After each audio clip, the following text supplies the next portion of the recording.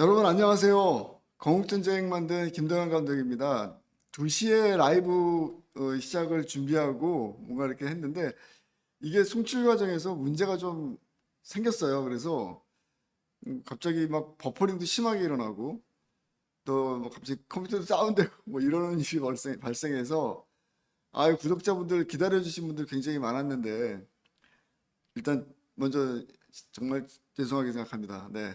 괜히 기다리신 분들 굉장히 많았는데 그 부분 좀 저희들이 꼼꼼하게 준비를 못했기 때문에 저희들 어쨌든 좀 하여튼 죄송합니다. 이해를 좀 해주시기 바랍니다. 예.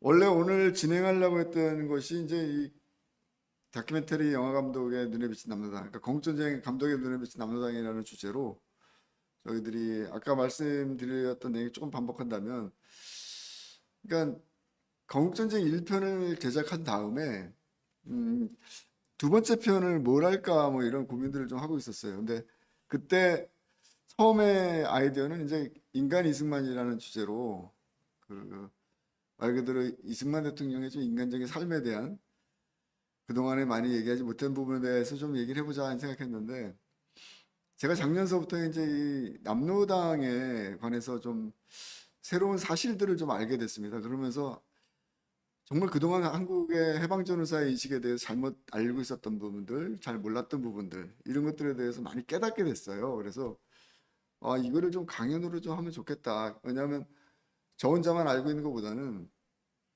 좀 같이 좀 대중들과 같이 호흡한다는 차원에서 같이 하면 좋겠다 이런 생각을 좀 했었는데 그래서 이 강연을 이제 준비를 했습니다, 사실은. 근데 뜻밖에도 젊은 분들이 굉장히 많이 좀 호응을 해주셨어요. 그래서 강연 세종연구소에서도 강연을 하고 그래서 저로서는 굉장히 개인적으로 좀 큰 의미가 있는 그런 강연이었고 그래서 또 하나는 이제 이 강연을 통해서 남로당의 역사를 좀 이렇게 세밀하게 들여다보면서 건국전쟁 2편에 대한 이 건국전쟁 2에 대한 고민도 다시 하게 됐습니다. 그래서 애초에 인간 이승만이라는 주제로 정리됐던 부분들을 다 이렇게 좀 새롭게 수정하고 말 그대로 한국의 공산주의가 어떻게 이 자리를 잡아 나갔는지 좌익과 공산주의 이념이 이 내용을 중심으로 좀 전체적인 강연을 좀 바꿨습니다. 그래서 그 내용을 지금 여러분들께 말씀드리는 거고요. 거듭 말씀드리지만 저는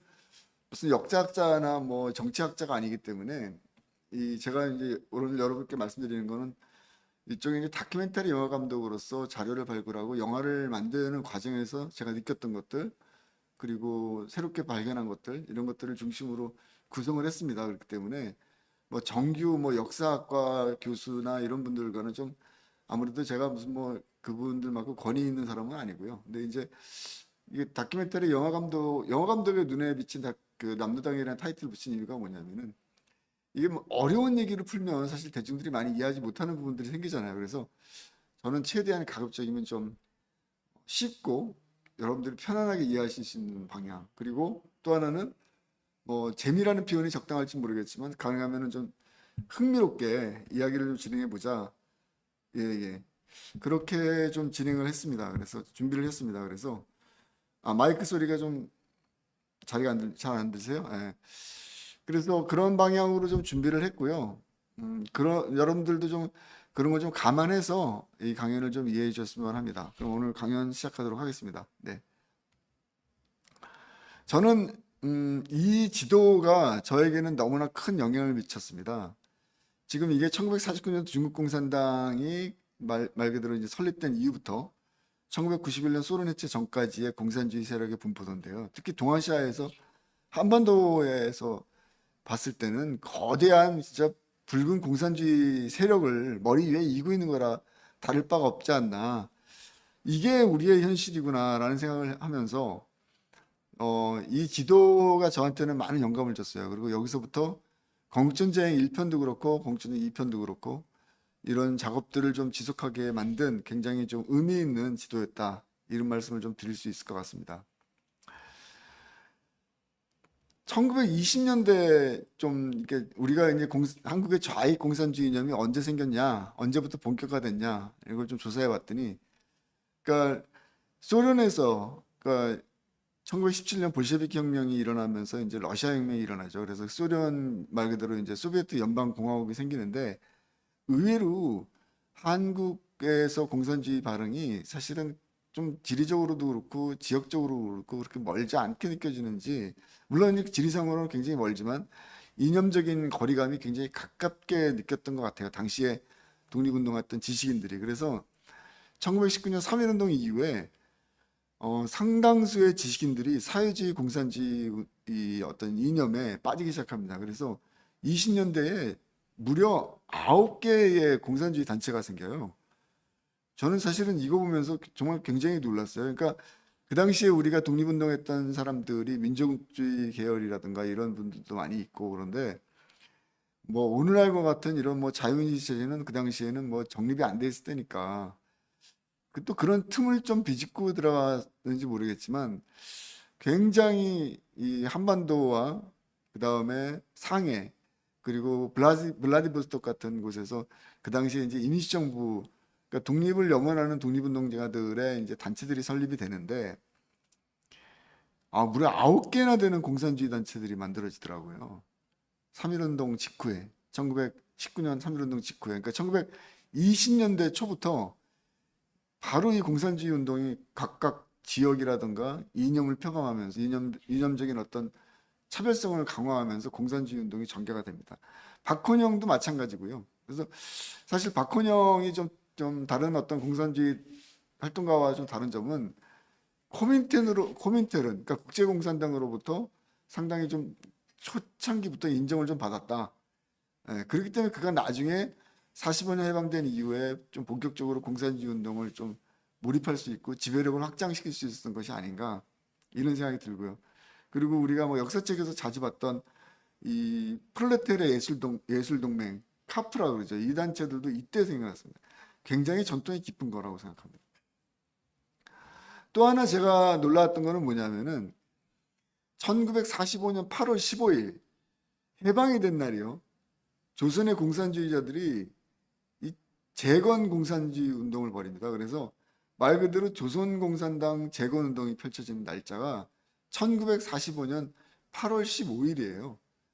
해방되는 해방되는 날 공산주의자들이 서울 장합빌딩에 모여갖고 재경혁명자 대회를 열면서 말 그대로 공산당 결성 준비를 하는 거죠. 그러니까 거듭 말씀드리지만 굉장히 정말 빨리 신속하게 공산주의 운동이 해방 이후에 전개가 됐다. 물론 일제시대 때도 마찬가지로 공산주의 운동이 굉장히 치열하게 전개가 됐다는 것도 부정할 수 없는 것이고요.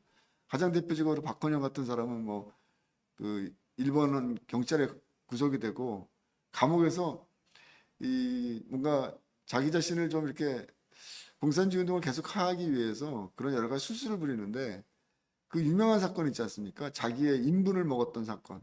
그래서 거의 미친 사람이 돼갖고 풀려나죠. 병보석으로.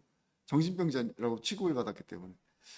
그러니까 자기 인분을 갖다가 먹는다는 게 그거 사실 그 쉬운 일은 아닐 거예요. 그러니까 이 사람들의 어떤 이념적인 어떤 이 투쟁의 어떤 그런 파고는 우리의 상상을 초월하는 게 아닌가, 이런 생각이 좀 들었습니다. 그래서 그 점이 또 하나 이제 해방 이후에 굉장히 흥미로운 부분이고, 제가 여러 번 강연 사이사이에 말씀을 드렸던 내용 중에 하나인데, 이게 이제 해방된 이후에 트루먼이 이 이제 전쟁 배상 위원회를 만들어 갖고서는 뭔가 이제 좀 전승국이니까 뭔가 좀 이렇게 미국 입장에서도 좀 얻을 것들이 좀 무엇이 있는지, 그리고 또 특히 이제 한반도에서 어떤 미국이 지향하는 체제를 어떻게 이식시킬 것인지 그런 고민을 하기 시작해요. 그래서 그게 이제 1946년도 일인데, 그래서 에드윈 폴리라는 사람을 특사로 파견합니다. 대사급으로 특사로 파견해갖고 이 사람이 남과 북을 동시에 다녀요. 조사를 한다는 얘기죠. 그 시기에 1946년도 일입니다. 그래서 남과 북을 이렇게 현지를 조사를 하고 그 결과를 트루먼에게 보고를 합니다. 그게 바로 에드윈 폴리 보고서인데요. 여기에서 굉장히 흥미로운 부분이 나오는 게 뭐냐면은 46년 6월 22일 날 도쿄에서 이제 문서를 작성해 갖고 보내는데, 한국의 공산주의는 세계에서 가장 좋은 조건에서 출발을 했다. 이런 발표를 합니다. 그래서 이제 이게 무슨 말인가 이 부분을 이제 좀 우리가 좀 더 눈여겨볼 필요가 있는데요. 이제 에드윈 필리 보고서에서 있는 내용, 보고서 내용 중에 있는 부분을 좀 인용해 왔는데 한국은 작은 나라다. 그런데 아시아 지역에서 이 미국의 어떤 그 자본주의의 어떤 이식이라고 해야 할까요? 자유민주주의 체제를 확립 강화시키는 데 있어서 모든 성공 여부가 바로 한국에 달려 있다라고 얘기할 정도로 한반도 문제를 굉장히 중요하게 생각합니다. 그러니까 그만큼 제가 생각할 때는 이념의 어떤 치열한 대립과 각축이 있지 않았나 하는 생각이 좀 들고요. 또 하나 흥미로운 부분들은 여러분들 지금 보시는 것처럼 소련인들이 이미 북한에서 공산당 이 일종의 이제 소비에트식 이 프로그램들을 북한에 이미 이식하기 시작했다. 상당히 빠른 속도로. 그러니까 그거는 뭐 이미 미군이 한반도에 진주한 것보다도 한 달 전에 사실 소련군이 먼저 들어왔으니까. 그래서 그런 내용들이 이제 에드윈 폴리 눈에서는 굉장히 특이하게 보였고 이런 것들이 한국의 자생적 민족주의라든가 이런 독립을 연망하는 세력들 어떤 이런 것들을 좀 탄압하는 형태로 나타났다 이런 얘기를 합니다.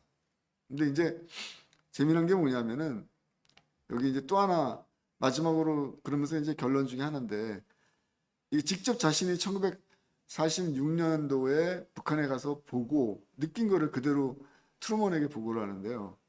북한의 결의들이 소련식 선전 포스터들로 장식되어 있다.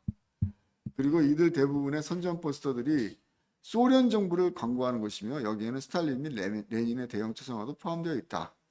여기에 이제 스탈린, 레닌의 대형 초상화뿐만 아니라 실질적으로는 그 당시에 뭐 불과 뭐 한 6개월 후에 김일성을 우상하는 작업들이 동시에 진행이 돼요. 지금 여러분들이 화면에 보시는 게 건국전쟁 2에서 다뤄진 내용 중에 하나입니다. 저희들이 이제 입수한 자료인데요. 기록 필름이죠. 1947년도에 이게 평양의 모습이에요. 지금 보시면 알겠지만 여기 조선민주주의 인민공화국을 이렇게 선전하는 그런 대형 행사죠. 여기에 이걸 뭐라고 그래야 되나요? 어떤 무슨 뭐 어떻게 보면 케이크처럼 보이는데 어떤 그런 재단 같은 거에서 이제 맨 위에다가 지금 상단에다가 김일성 초상화를 갖다가 이렇게 지금 큰 초상화를 지금 이렇게 올려놓고 있죠. 그러니까 이게 왜 중요하냐면요. 에드윈 폴리의 눈에는 이미 스탈린, 레닌, 김일성을 중심으로 한 권력 강화가 시작이 됐다. 46년서부터. 그러니까 이거는 제가 김일성의 아이들의 영화를 만들 때 찾아낸 자료들하고 일치해요. 그 유명한 김일성 창가도 이때 만들어지고 이 시기에 46년, 47년도에. 그러니까 에드윈 폴리가 본 것은 굉장히 사실적인 것에 가깝다 이렇게 말씀드릴 수 있을 것 같습니다. 그래서 결국 에드윈 폴리는 다음과 같은 결론을 내립니다. 그러니까 한국인의 특성이 당시 인구 2,700만 년 중에 70%가 농민이다. 그리고 그렇기 때문에 이 농민을 기초로 한 그런 여러 가지 인민위원회가 이 공산당 조직들이 북한에서 굉장히 좀 강화가 됐다. 이런 것이 이제 남한에서도 같은 영향을 미쳤겠죠. 남한에서도 인민공화국이 만들어지고 막 그랬던 시기랑 동일하니까요. 그래서 이제 건의를 해요. 에드윈 폴리가. 그래서 그게 한반도 문제를 유엔에 올려야 된다. 그러니까 우리가 1948년도 5월 10일 선거가 있었죠. 그 초창기의 아이디어가 사실은 이미 에드윈 폴리로부터 나오기 시작한 겁니다. 그러니까 이 문제를 단순히 그냥 뭐 남한과 북한 뭐 이런 식으로 또는 그 당시에 뭐 미군정이나 소군정의 어떤 그런 영향력 아예 그냥 둔다면은 한국이 공산화되는 것은 시간 문제다 뭐 이런 입장이었던 거죠. 그래서 이거를 조금 더 중립적이고 객관적이고 권위 있는 유엔으로 가져가야 된다는 얘기가 이미 1946년부터 나오기 시작합니다. 그리고 소련의 공작을 노출시켜야 된다. 소련이 뭘 하고 있는지를 세상에 알려야 된다. 그리고 한국 국민들에게 민주주의 프로그램을 교육시켜야 된다. 마지막으로 한국의 산업 구조가 발전될 수 있도록 자본과 기술의 원조를 해야 된다. 뭐 이런 얘기들이 46년도에 나오기 시작해요. 6월 달에. 그래서 결국에 이제 48년도에 5월 10일 선거가 시작이 됩니다. 네, 유엔이 정한 그 유명한 5월 10일 선거가 진행이 되는데 결국은 이 선거를 무력화시키기 위해서 남한 사회에서 그 큰 갈등이 일어나는 것입니다. 사실은 이 선거를 못하게 하기 위해서 제주 4.3도 그렇고 여순 반란 사건도 그렇고. 근데 이제 제가 이런 사진들을 갖다가 같이 공유했던 이유는 뭐냐면은 지금 우리가 오늘날과는 비교도 할 수 없을 만큼 정말 초창기 한국 사회의 어떤 근대성을 갖다가 보여주는 사진이지 않나. 보면은 다들 이렇게 뭐라 그러니까 두루마기 같은 것도 입고 있고 뭐 아이들도 마찬가지고요. 그리고 또 하나 이 여러분들도 뭐 몇 번 보신 분도 계시겠지만 이게 투표하는 장면인데요. 여기 보면 저 상단에 사람들의 얼굴이 조그맣게 새겨져 있고 이 숫자가 아라비아 숫자가 적혀 있지 않고 이 사람들이 짝대기가 적혀 있어요. 그러니까 이 짝대기가 적혀 있다는 얘기는 뭐냐면 그 당시 문맹률이 80%에 달했기 때문에 결국 이제 짝대기로 사람들의 어떤 차별성을 갖다가 이제 얼굴 보면서 이렇게 해서 후보들에게 투표를 한 것이죠. 박헌영은 아까 말씀드린 것처럼 8월 15일 날 공산주의 재건 운동을 시작을 하는데요. 박헌영의 그 유명한 8월 태제가 나온 게 8월 20일이에요. 근데 이 8월 태제가 결국에는 공산주의 한국에서 당시 좌익 공산주의자들이 한반도 남쪽 38선 이남 땅을 어떻게 좀 공산화시킬 것인가에 대한 기본적인 노선과 기본적인 계획들이 다 여기에 포함되어 있는데 이 결국 박헌영의 8월 태제는 마지막에 그 스탈린에게 뭐 충성을 바친다 뭐 이런 얘기도 들어가 있고요. 그래서 결국 사회주의 혁명의 기본적인 태제들이 그대로 다 고스란히 이제 간직되어 있는 어떤 그런 내용들입니다. 그리고 서둘러서 미군이 상륙하기 전에 미국이 지배하기 전에 남한을 지배하기 전에 인민공화국을 선포하겠다 이런 계획 아래 진행이 됩니다. 그러니까 결국 이제 이때 등장했던 인물이 이제 이승만이라는 인물이 이승만의 역할이 굉장히 그 당시에 이제 컸는데 뭐 아시는 것처럼 박헌영이 이승만을 건국 그 인민공화국의 이제 대통령으로 모시지 않습니까?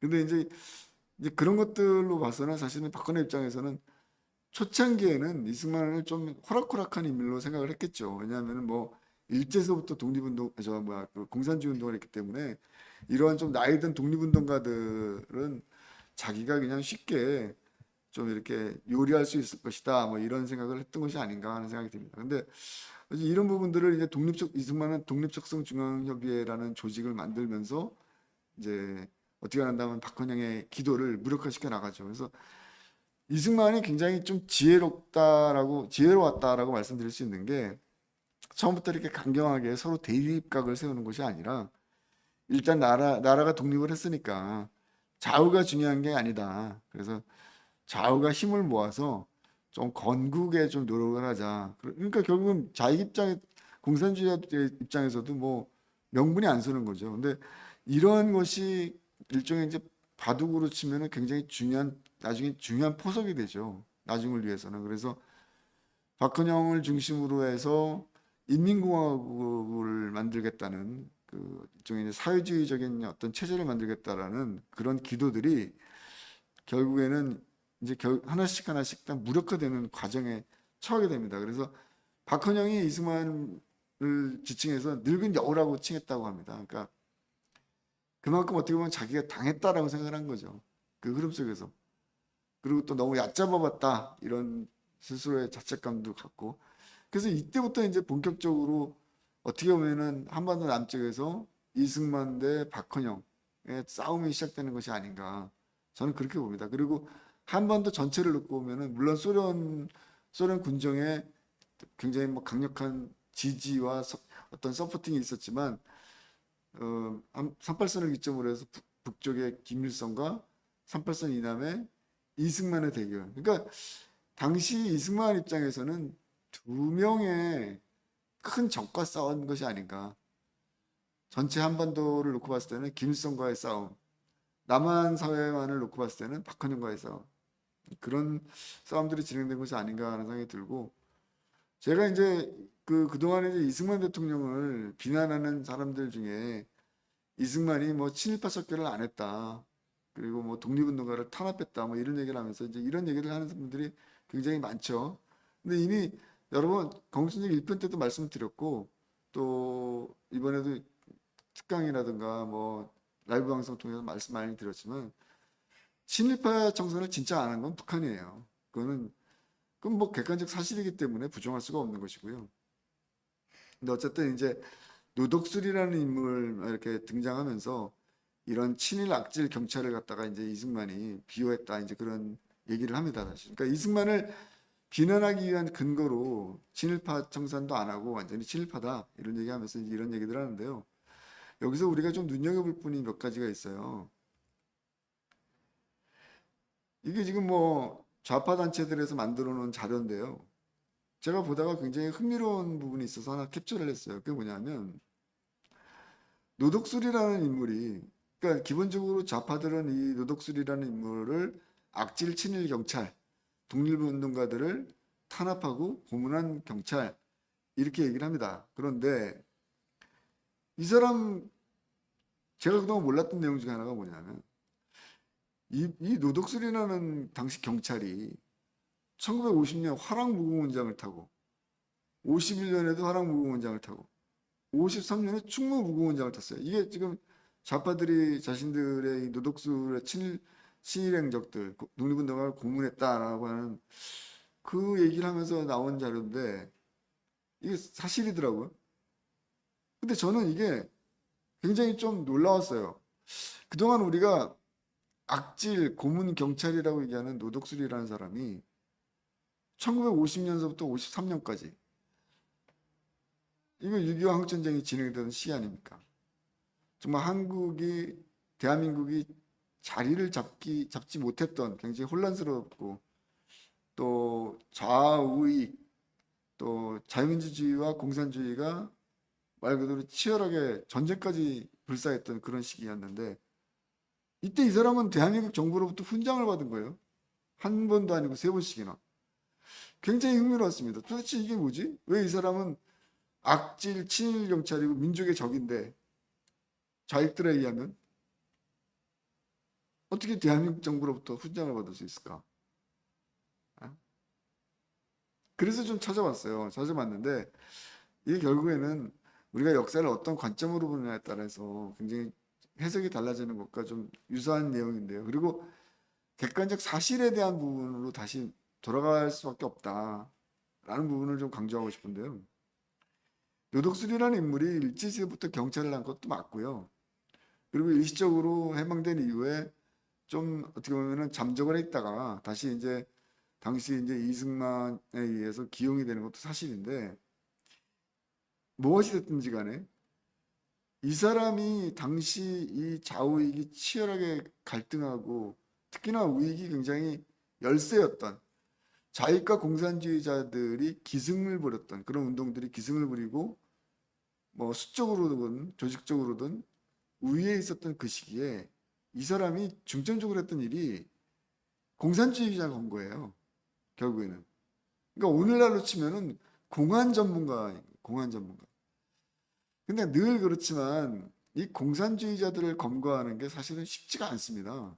일반 무슨 뭐 강도라던가 이런 뭐 살인범 하나 잡는 거하고는 너무 차원이 다른 게 이게 조직적으로 암행을 하잖아요. 그리고 중요한 건 철저하게 자신의 신분을 숨기고 그렇기 때문에 이 공산주의자들 검거가 사실은 쉽지 않거든요. 근데 이 이승만 대통령이 왜 이 사람을 그렇게까지 그 당시에 이제 뭐 반민족 행위자 처벌법 같은 것도 막 만들어지고 하던 그런 좀 극단적인 대립의 시대에 끝까지 이 노덕수를 놓치지 않으려고 했는가. 결국 현실적인 부분에 있어서 이 사람만큼 공산주의자들을 잘 아는 사람이 없었던 거예요. 그러다 보니까 당시에 좌우의 공산주의자들과의 치열한 싸움이 전개됐던 시점에 있어서 이 노덕술의 역할이 굉장히 필요했던 겁니다. 그 이후에 또 하나 등장하는 인물이 있죠. 김창룡이라는 인물. 좌익들은 김창룡이라는 인물에 대해서도 굉장히 강도 높게 비난을 하죠, 사실은. 근데 그 사람도 전공이 공산주의자들 잡는 거예요. 첩보부대에서.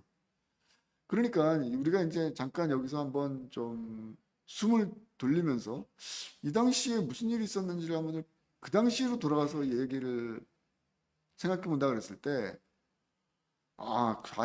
좌파들이 정말 눈에 쌍심지를 키고 비판하는 핵심적인 인물들, 노덕술도 그렇고, 그 다음에 좀 시기적으로는 뒤지만 김창룡 장군도 그렇고, 이런 인물들이 공산주의자들을 잡는 사람들이라는 거예요. 공산주의자들 검거하는 사람들. 저는 굉장히 그 객관적 사실을 놓고 생각을 좀 많이 하게 됐습니다. 그렇다면은 이게 좌익들 입장에서는 철천지 원수가 될 수밖에 없겠다. 이승만 대통령도 좌익들에 의해서 70몇 년, 거의 80년 가까이 정말 무슨 독재자 학살자로 매도를 당한 이유도 좌익과 공산주의가 뿌리내리고 좌익과 공산주의의 이념이 널리 퍼지는 어떤 그런 목적에서 봤을 때는 그거를 수행하려고 하는 사람들, 그 목적을 달성하려고 하는 사람들이 봤을 때는 이승만은 철천지 원수일 수밖에 없어요. 제가 봤을 때는. 그렇지 않습니까? 누가 그 당시에 공산주의의 본질이 뭔지도 모르던 시절이었는데 앞장서 갖고 누구보다 앞장서서 정말 국제적 감각을 갖다가 갖고 있지 않는 한 공산주의의 본질을 알 수가 없는 상황이었거든요. 제가 객관적인 자료들을 좀 이렇게 리서치하다가 흥미로웠던 부분이 이승만 대통령이 1945년도 12월 달인가요? 예, 여러 번 라디오 방송을 해요. 국민들에게 이제 이승만 대통령이 이런 그 앞선 매체들, 좀 이런 라디오와 같은, 그 당시에 텔레비전은 없었지만 뭐 라디오도 사실 대중적인 매체는 아니었죠. 근데 그런 매체들을 통해서 국민들을 설득하기 시작해요. 그러니까 다른 사람보다도 예전에 뭐 신문에다가 이렇게 뭐 글을 써갖고 호소하던 그런 좀 텍스트 위주의 어떤 방식에서 벗어나서 항상 좀 굉장히 진보적인 생각을 갖고 있었던 것 같아요. 이승만 대통령은. 그래서 이런 라디오 같은 거, 좀 시대를 앞서가는 매체들을 적극 활용합니다. 자신의 정치적 어떤 사상이나 좀 자기의 주장 이런 것들을 이렇게 국민들에게 설득하기 위해서. 근데 45년 12월 달에 제가 제일 놀랐던 게 뭐냐면은 파란에 있어서의 좌우합작이라는 것이, 그 이승만 대통령의 연설 그대로 얘기하면 파란에서 벌어지고 있는 좌우합작은 결국 공산주의로 끝날 것이다. 귀결될 것이다. 공산주의자들의 그런 기만적인 술책이다. 뭐 이런 얘기예요. 파란이 뭐냐면은 한자로 폴란드예요. 폴란드.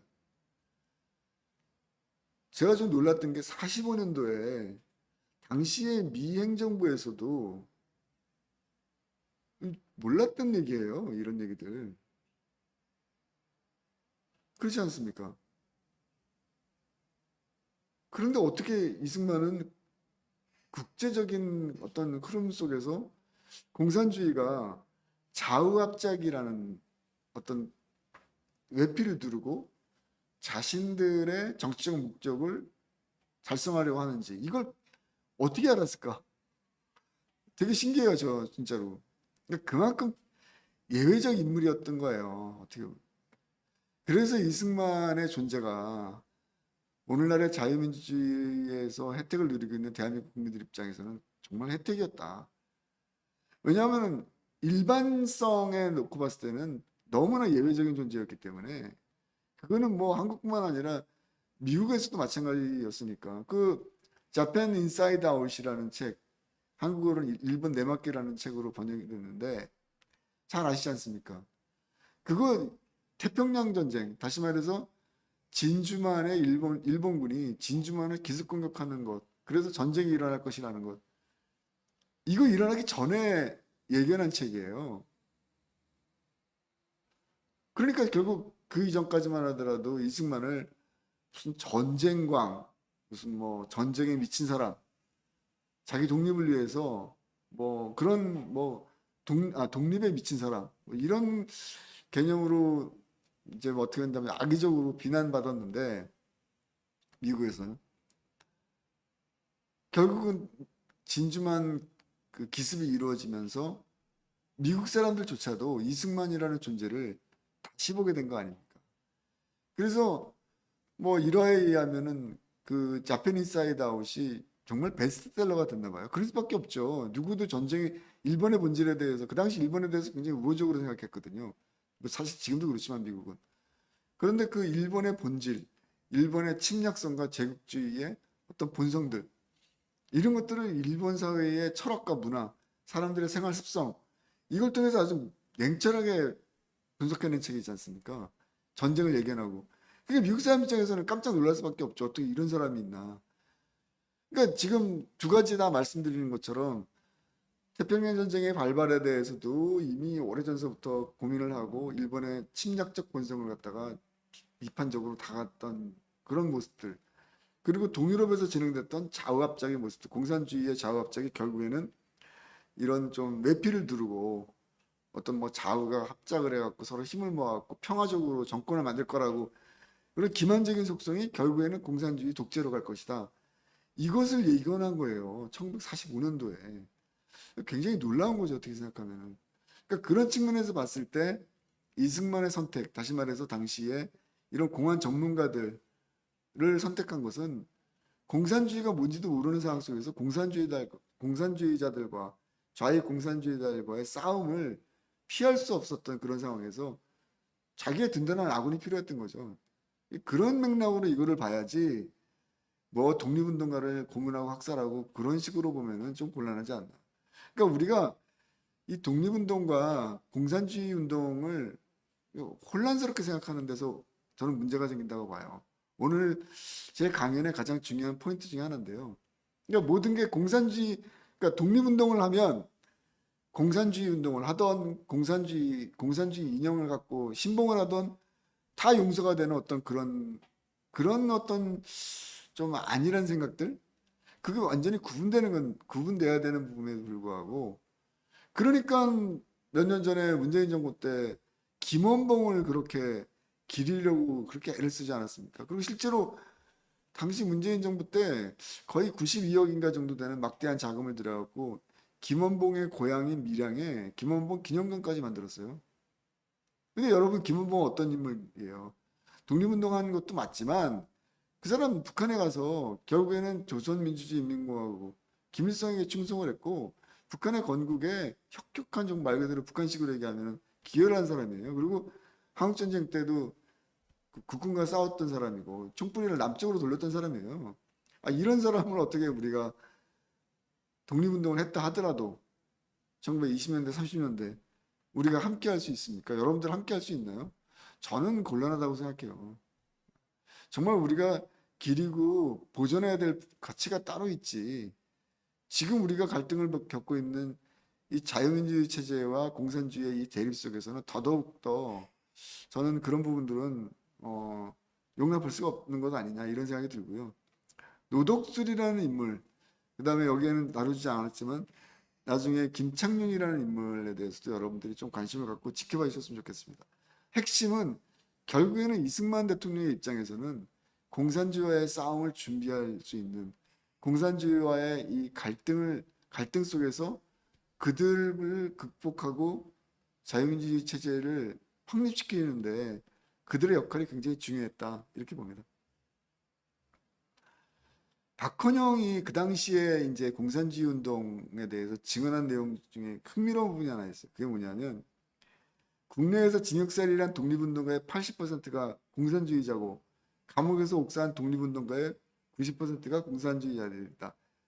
이 박헌영이 한 말입니다, 이게. 근데 여러분 이게 원래 뜻은 박헌영은 이제 그만큼 그 당시에 건국준비위원회라든가 뭐 여러 가지 좌익들이 지분을 미군정에게 강조할 때 아니 우리가 이렇게 독립운동하면서 감옥살이를 뭐 10명 중에 8명이 감옥살이라고 그 감옥에서 죽은 사람들 중에 10명 중에 9명이 공산주의자들이다. 당연히 우리의 지분이 많아야 된다. 이런 얘기를 하고 싶었던 거거든요. 근데 이거는요, 있는 그대로 우리가 놓고 봤을 때 또 하나 중요한 부분이 뭐냐면은 이승만 당시 대통령은 아니었지만 대한민국을 자유와 민주주의 체제로 건국하겠다는 이승만의 시선으로 봤을 때는요, 이거 무시무시한 얘기예요. 그리고 아까 말씀드린 것처럼 노덕술이라든가 김창룡 같은 그런 공산주의와 싸워서 이길 수 있는 실력과 힘을 갖춘 그런 공안 전문가들이 절대적으로 필요했던 시절일 수밖에 없다는 거죠. 아니 쉽게 말해서 그냥 말 그대로 독립운동가 했던 사람들의 8, 90%가 다 공산주의자라는 얘기입니다. 이거는 어마어마한 얘기 아닙니까, 사실은? 그렇기 때문에 반민특위에서 끝까지 노독수를 검거하려고 해도 이승만이 이 노독수를 석방시키기 위해서 노력을 했다라는 점을 좀 말씀드리고 싶어요. 이거 맨 마지막에 말씀드렸던 반민특위에서 노독술이 이제 검거가 되는데 이승만이 이제 석방하죠. 이걸 놓고 또 여전히 그 좌익들은 이승만은 역사의식이 없다, 무슨 뭐 독립의식이 없다, 뭐 그의 독립정신은 뭐 어쩌고저쩌고 이렇게 뭐 기만적이다 이런 얘기하고 있는데요. 거듭 말씀드리지만 솔직히 말해갖고 이승만이 그런 얘기를 하더라고요. 그 당시에 뭐 일본 당시 일본 그 총독부라던가 이런 쪽에 협조하지 않은 국민들이 과연 진짜 실질적으로 얼마나 되겠는가. 그 창씨 개명도 보니까 일종의 이제 총독부 정책을 당시에 조선의 민중들이 따른 거 아닙니까? 보면은 제가 보니까 70, 80 굉장히 높은 비율로 총독부의 정책을 따라요. 그러니까 말 그대로 이것을 우리가 친일파다라고 얘기할 수 없다라는 얘기입니다. 이승만의 얘기는. 그거는 나라를 빼앗긴 상황 속에서 어떤 나라에서나 있을 수 있는 얘기다. 나라를 빼앗긴 식민지 민중들이 먹고 살고 또 조금이라도 자기가 성공하기 위해서는 그런 식민지 체제에서는 취할 수밖에 없는 선택이죠. 예. 아니 똑똑하고 유능하고 뭔가 미래가 양양한 전도가 양양한 그런 좀 사람들이 아니 뭐 관료가 되기 위해서 시험을 치르고 경성제국대학에 들어가고 군인이 되고 아니 그건 어쩔 수 없는 거 아닙니까 그 당시에? 그러니까 그런 거를 친일파라고 이해하는 것 자체가 문제다. 근데 중요한 거는요, 이게 우리만 그런 것이 아니라 다른 나라도 똑같아요. 프랑스도 마찬가지고. 우리처럼 이렇게 친일파 논쟁이 해방이 됐음에도 불구하고, 해방이 된 지 벌써 뭐 7, 80년이 지났음에도 불구하고 여전한 나라는 정말 독특합니다. 이게 결국은 공산주의가 강하기 때문에 그래요. 이들은 끊임없이 뭐 민족 자주, 외세로부터 독립, 민족 독립, 민족 통일, 뭐 이런 피해 순수성 이런 것들을 굉장히 강조하거든요. 이게 얼마나 전 근대적인가요, 사실. 그런 측면에서 이 시기에 여러 가지 실질적인 좌우 이익의 대립을 좀 인식해야 되는 것이 아닌가 이런 생각이 듭니다. 그래서 이제 이승만 대통령이 아까 말씀드린 것처럼 45년 12월 17일 공산당에 대한 나일장 라디오 방송 연설을 합니다. 해방된 해 12월 달에 이런 얘기를 해요. 그리고 대한민국 건국을 완성하기 위해서는 친일파 척들보다 공산주의와의 싸움이 더 절실하다. 이거를 사실은 우리가 어떻게 보냐에 따라 갖고 해방 전국에서 이승만의 위상이 정리가 되는 겁니다. 그러니까 이승만 입장에서는 이미 사멸했다기보다도 패배한, 더 이상 회복이 불가능한 일본에 초점을 맞춰서 친일파들을 척결하는 것보단 사실 우리가 그동안에 잘 모르고 있었던, 그리고 이미 아주 한국 사회에 구조적으로 뿌리 깊게 잠식되어 있는, 뿌리 깊게 잠입되어 있는 이 공산주의자들, 좌익 공산주의자들과 싸움을 벌이는 것을 준비하는 게 더 중요하다. 아까도 말씀드렸다시피 좌익 공산주의 운동이 1920년대부터 본격화되거든요. 그러니 45년 정도 되면은 25년이나 된 거예요. 결코 적은 숫자가 아니거든요. 적은 시기가 아니거든요. 짧은 시기가 아니거든요. 저는 이것을 자유민주 체제를 우리가 지켜야 된다라는 측면에서 봤을 때는 굉장히 중요하게 부각이 되는데, 다시 말해서 좌익 공산주의를 하고자 하는 사람들, 지금도 그런 사람들 많죠. 북한하고 손잡고 친북적인 정권을 만들고자 하는 사람들, 굉장히 기만적인 부분들인데, 이런 사람들 입장에서는 이승만이 철천지 원수가 될 수밖에 없습니다. 그래서 제가 영화 건국전쟁 1편에서도 그 한 목사님의 증언을 생생하게 다뤘지만 1995년도에도 북한에 가면 커다란 대형 플래카드에 인민들을 막 이렇게 선전하면서 교육시키면서 철전지 원수 이승만 정권을 갖다가 뭐 무력화시켜야 된다. 이런 이야기를 하고 있는 겁니다. 이게 지난번에도 말씀드렸지만 아니 1960년도에 참여를 했는데 4.19의 하야한 정권인데 이승만은 어떻게 이게 1990년, 2000년대까지도 여전히 철천지 원수 이승만 독재 정권 타도라는 구호가 사회적으로 이렇게 만연할 수 있었던가. 이 결국에는 역사 논쟁이, 역사 전쟁이라는 측면에서 봤을 때는 충분히 이해할 수 있는 부분이라고 생각합니다. 좌익과 공산주의자들 입장에서는 말 그대로 철천지 원수예요. 이승만은. 반면에 그렇기 때문에 우리가 이승만을 지켜야 되는 겁니다. 우리 자유민주주의 체제를 지키는 사람 입장에서는 우상이 돼야 되는 거예요. 오늘날 우리가 누리는 이 자유와 번영의 토대를 만든 사람이기 때문에. 저는 그런 측면에서 좀 이해가 좀 필요하다라고 생각하고요. 이승만의 공산당 대응 전략이 하여튼 굉장히 좀 여러 가지가 다양한 방면으로 진행이 되는데 여기서 이제 굉장히 흥미로운 얘기를 해요. 1945년, 46년 의식입니다. 공산주의자들의 본질을 우리가 깨닫고 대중에게 저들이 우리의 올바른 정치적 사상이 될 수 없다라는 것을 강조하기 위해서 공산주의자들의 이념의 조국이 어디냐 이걸 갖다 따져 물어라 얘기해요. 이거는 굉장히 정말 지혜로운 전략이 있지 않나 생각이 들어요. 그러니까 말 그대로 너의 고향이 어디냐, 너의 고국이 어디냐, 너의 조국이 어디냐를 물어보라는 거예요.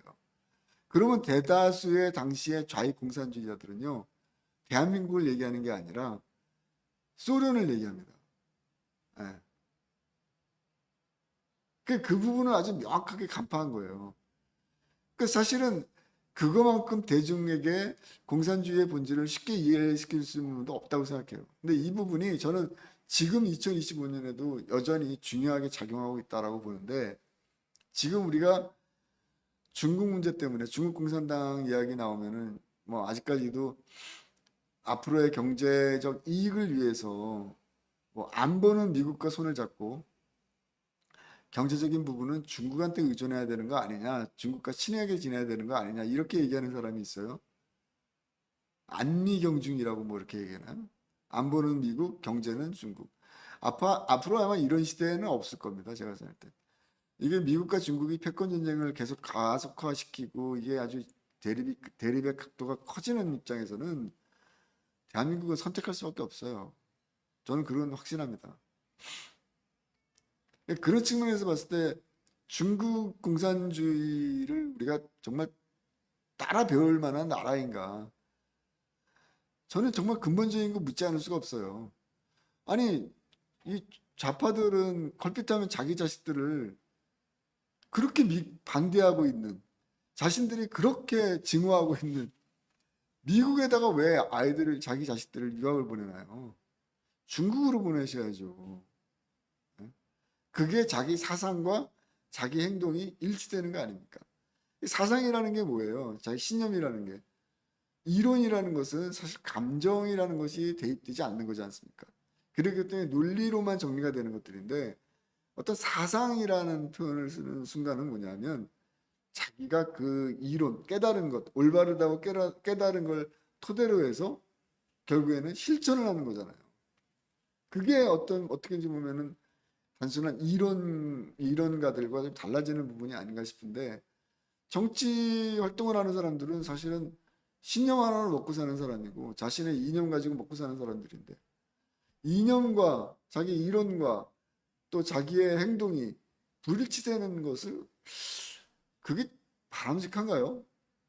그렇게 반미를 외치는 사람들이 그렇게 반의를 외치는 사람들이 왜 미국으로 자식을 보내고 일본으로 그렇게 뻔질나게 여행을 들어가고 뭐 일본 음식들 그렇게 좋아하고 일본 문화를 또 즐기고 이게 이율배반적이지 않습니까? 그러니까 지금도 마찬가지로 2025년 오늘날에도 우리가 이 좌파들에게 좀 따져 물어야 될 부분들은 뭐냐면 너희들의 이념적 조국이 어디냐? 너희들이 진짜 마음속으로 생각하는 진정한 조국은 어딨나? 어디에 있는가? 그리고 그걸 통해서 정말 우리가 미래지향적으로 같이 힘을 모으고 힘을 같이 손을 잡아야 되는 세력은 어디인가? 이거를 구체적으로 물어야 된다는 것이죠. 예전처럼 무슨 뭐 안보는 미국하고 하고 경제는 중국하고 손잡고 이거 택도 없는 소리입니다. 현실적으로 이거 불가능해요. 예. 그렇지 않습니까, 여러분? 국제사회 흐름이 이렇게 돌아가고 있는데 이런 부분들을 따져 물어야 된다. 그리고 중국共産党은 여러분 지금 뭐 잘 아시는 것처럼 얼마나 지금 뭐 한두 가지가 아니지 않습니까? 한국 사회에 지금 여러 가지 정말 그 악행들을 갖다가 정말 펼치는 것들이 한두 가지가 아니에요, 지금. 뭐 제주도, 특히 제주도에는 지금 뭐 중국 사람들이 뭐 땅을 사고 집을 사갖고서는 제주도의 고유한 문화와 정체성들이 지금 실종돼 가고 있다는 얘기까지 나오고 있고, 하여튼 뭐 그렇습니다. 하여튼 우리가 배워야 될 것이 무엇인지, 우리가 중국 공산당의 이념을 배워야 될 것인지, 아니면 자유민주주의 체제인 미국을 배울 것인지, 저는 답은 정해져 있다고 생각해요. 그런 부분들을 우리가 기만적으로 활동하고 있는 사람들에게 따져 물어야 된다. 이제 그런 말이고요. 어쨌든 박헌희 입장에서는 굉장히 공경에 빠질 수밖에 없는 게 이승만이 워낙 잘하니까 이 건국 과정에서 아직 건국은 안 됐지만 이 미군 정기에 실질적으로 굉장히 지혜롭게 이제 여러 가지 정책과 여러 가지 활동들을 펼쳐나가니까 박헌희 입장에서 당연히 이제 공경에 빠질 수가 없는 거예요. 아까 말씀드린 것처럼 이승만이 계속 그 당시에 1945, 46년도에 도대체 니네 좌파들 박헌영 그 당시 조선공산당이라고 불렸죠. 너희들의 이념적 조국이 어디냐? 마음속에 고국이 어디냐 물어보면은 얘네들 답을 못 하거든요. 왜냐? 소련을 이념의 조국으로 모시고 있는 공산주의자들 입장에서는 쉽게 답할 수가 없는 내용들이에요. 그러다 보니까 또 더더욱 구체적으로 지배를 받게 있다라는 것을 남한의 383 이남의 좌익들이 이 코민테른의 직접적 지시를 받고 있다는 걸 확신하게 되는 게 뭐냐면은 신탁통치 반대에서 신탁통치 찬성으로 돌아가는 그런 과정도 등장하지 않습니까? 신탁통치 반대에서 찬성으로 돌아가는 게 무슨 자신들이 좌익들이 그 당시에 뭐 박근영을 중심으로 해갖고 어떤 그 당시 국제 정세를 막 고민하고 뭐 분석을 하고 사회 현상을 분석하고 그게 전혀 아닙니다. 그냥 소련 공산당이 코민테른이 지시를 내린 거예요. 니들 왜 저 반탁을 하냐? 찬성을 해야지. 찬탁을 해야지. 그래야지 우리가 쉽게 한 번 더 전체를 갖다가 공산화시킬 수 있는 것들인데 뭐 하는 짓이냐 이렇게 문제 제기를 하니까 스탈린이 결국은 박헌희 입장에서도 스탈린한테 욕먹고 돌아가고 바로 입장을 바꿔버리지 않습니까? 신탁통치 찬성으로. 그러니까 이런 부분들을 얘기하는 거예요. 이승만이 비판하는 지점들이. 이들은 이념의 조국이 한국이 아니다. 코리아가 아니다. 저 위에 있는 모스크바 공산당이다. 이거를 이 공산주의자들의 본질을 속속들이 노출시켜라. 이렇게 되니까 이제 박헌희 입장에서는 곤란해지는 거죠. 골치 아프고. 그런데 또 이 상황에서 스탈린 입장에서 이미 뭐 46년서부터 이미 이게 45년서부터죠. 좀 46년이 아니라 여러 가지 1991년도 소련이 무너지면서 등장하는 여러 가지 비밀 자료들이 공개가 되는데 그 자료들 보면 스탈린은 이미 45년서부터 김일성으로 북한의 지도자로 김일성을 낙점한 거예요. 근데 중요한 건 박헌희 입장에서는 새파랗게 젊은 애가 누군지도 몰라. 그러니까 박헌영의 입장에서 한번 여러분들 생각해 보세요. 저는 충분히 박헌영의 이 어떤 그 분노 또는 어떤 좀 절박함 이게 이해가 되는 게요. 아니 자기는 1920년대에서부터 시작해갖고 공산주의 운동을 했던 사람이에요. 사회주의 이념을 정말 온몸으로 받아들이고 이게 사회주의 공산주의를 실현시키기 위해서 한반도에서 사회주의와 공산주의를 성공시키기 위해서 자기 똥까지 먹은 거예요. 일제시대 때. 풀려나고 공산주의 운동을 하려고. 그리고 신분을 위장해갖고 전주인가요? 어디가 벽돌공장 노동자로 숨어서 살았다고 하지 않습니까? 아니 그렇게 오랫동안 공산주의 활동을 했던 그리고 또 많은 조직들이 있었고 실제로 코민테르노부터 어떤 적자로서 인정도 받았었어요. 1920년대. 그러니까 한국 공산주의 운동의 대표성을 갖다가 이제 인정받은 거죠. 이랬던 박헌영 입장에서는 45년 해방이 됐는데 당연히 자기가 공산주의 운동의 어떤 뭐라 그럽니까 대표성을 띠는 당연한 최고의 지도자가 될 거라고 예상을 했는데 갑자기 어디선가 새파랗게 젊은 애가 나타나갖고 김일성 말하는 겁니다. 뭐 소련 군정 간부들하고 친하게 지내고 이런 거 보면서 박헌희 입장에서는 얼마나 기가 차겠어요. 내가 적자인데 한반도에서 공산주의 운동에 갑자기 어디서 굴러 들어온 돌이 박힌 돌을 이제 빼는 시기죠. 그래서 박헌희 입장에서는 남쪽에서는 이승만으로부터 계속해서 치이고 북쪽에서는 결국에는 소련 군정이 이미 스탈린이 낙점을 한 인물인 김일성에게 굉장히 방점을 찍고 그렇게 박헌희 입장에서는 얼마나 이게 좀 절박하고 외롭겠습니까, 사실은. 사실은 조직들이 어마어마한 조직을 갖고 있는 사람인데 조선공산당이 그 뿌리도 대단하고 그러니까 북조선의 강력한 라이벌 김일성이 등장했다. 그래서 박헌영의 기록 보니까 이런 흥미로운 말이 하나 나와요. 어떻게 하든 남조선에서의 공산당을 북조선 공산당을 압도할 수 있을 정도로 키워서 스탈린의 인정을 받아야만 한다. 이게요. 제가 남로당을 보면서 남로당의 비극의 출발점입니다. 이게 뭐냐면 박헌혜 입장에서는 절박했던 거예요. 그러니까 1946년도 11월 달에 이제 조선공산당에서 남로당으로 간판을 바꿔 달거든요. 남조선노동당. 북한에서 지시가 있었으니까 북조선 노동당과 남조선 노동당을 구분하자.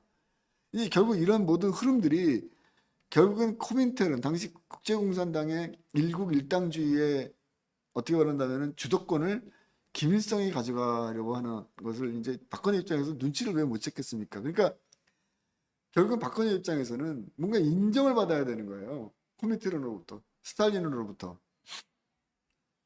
여기서 비극이 시작된 거예요. 제가 생각할 때 첫 번째는. 46년도에 몇 가지 흥미로운 기록을 보니까 10월인가 11월 달에 남조선 노동당이 이제 설립이 되지 않습니까? 당시 미군정을 지휘하고 있던 하지가 축전을 갖다가 자기 부관을 통해서 보내요. 축하한다고. 이건 뭘 얘기하는 거예요? 1946년도 처음에 10월 달에 11월 달에 그러니까 이 남로당이 출마할 때 대중정당 어떻게 보면 합법정당으로 출발했다는 얘기입니다. 이게. 그러니까 우리는 남로당 하면은 굉장히 막 과격하고 잠시 물 한 모금만 먹겠습니다. 그럼 우리가 머릿속에 가득 차 있는 어떤 공산주의의 어떤 전형적인 모습으로 이해를 하는데요. 46년도에 남로당이 출발할 때의 모습은요. 굉장히 합법적이고 대중정당으로 출발했다는 거예요.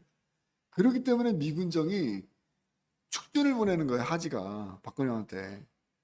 그리고 사실 이거는 루즈벨트 행정부의 어떻게 말하면 공산주의 유화책, 공산주의에 대해서 좀 감이 없었던 것이 아닌가 뭐 이런 부분과도 연관이 되는 문제고 그 다음에 그 비슷한 시기에 러치 군정장관이 박헌영과의 대담에서 그런 얘기도 해요. 제 영화에서도 이번에 뭐 그 문서를 갖다가 인용을 했는데 그대로 그러니까 러치가 박헌영에게 굉장히 우호적으로 얘기를 합니다.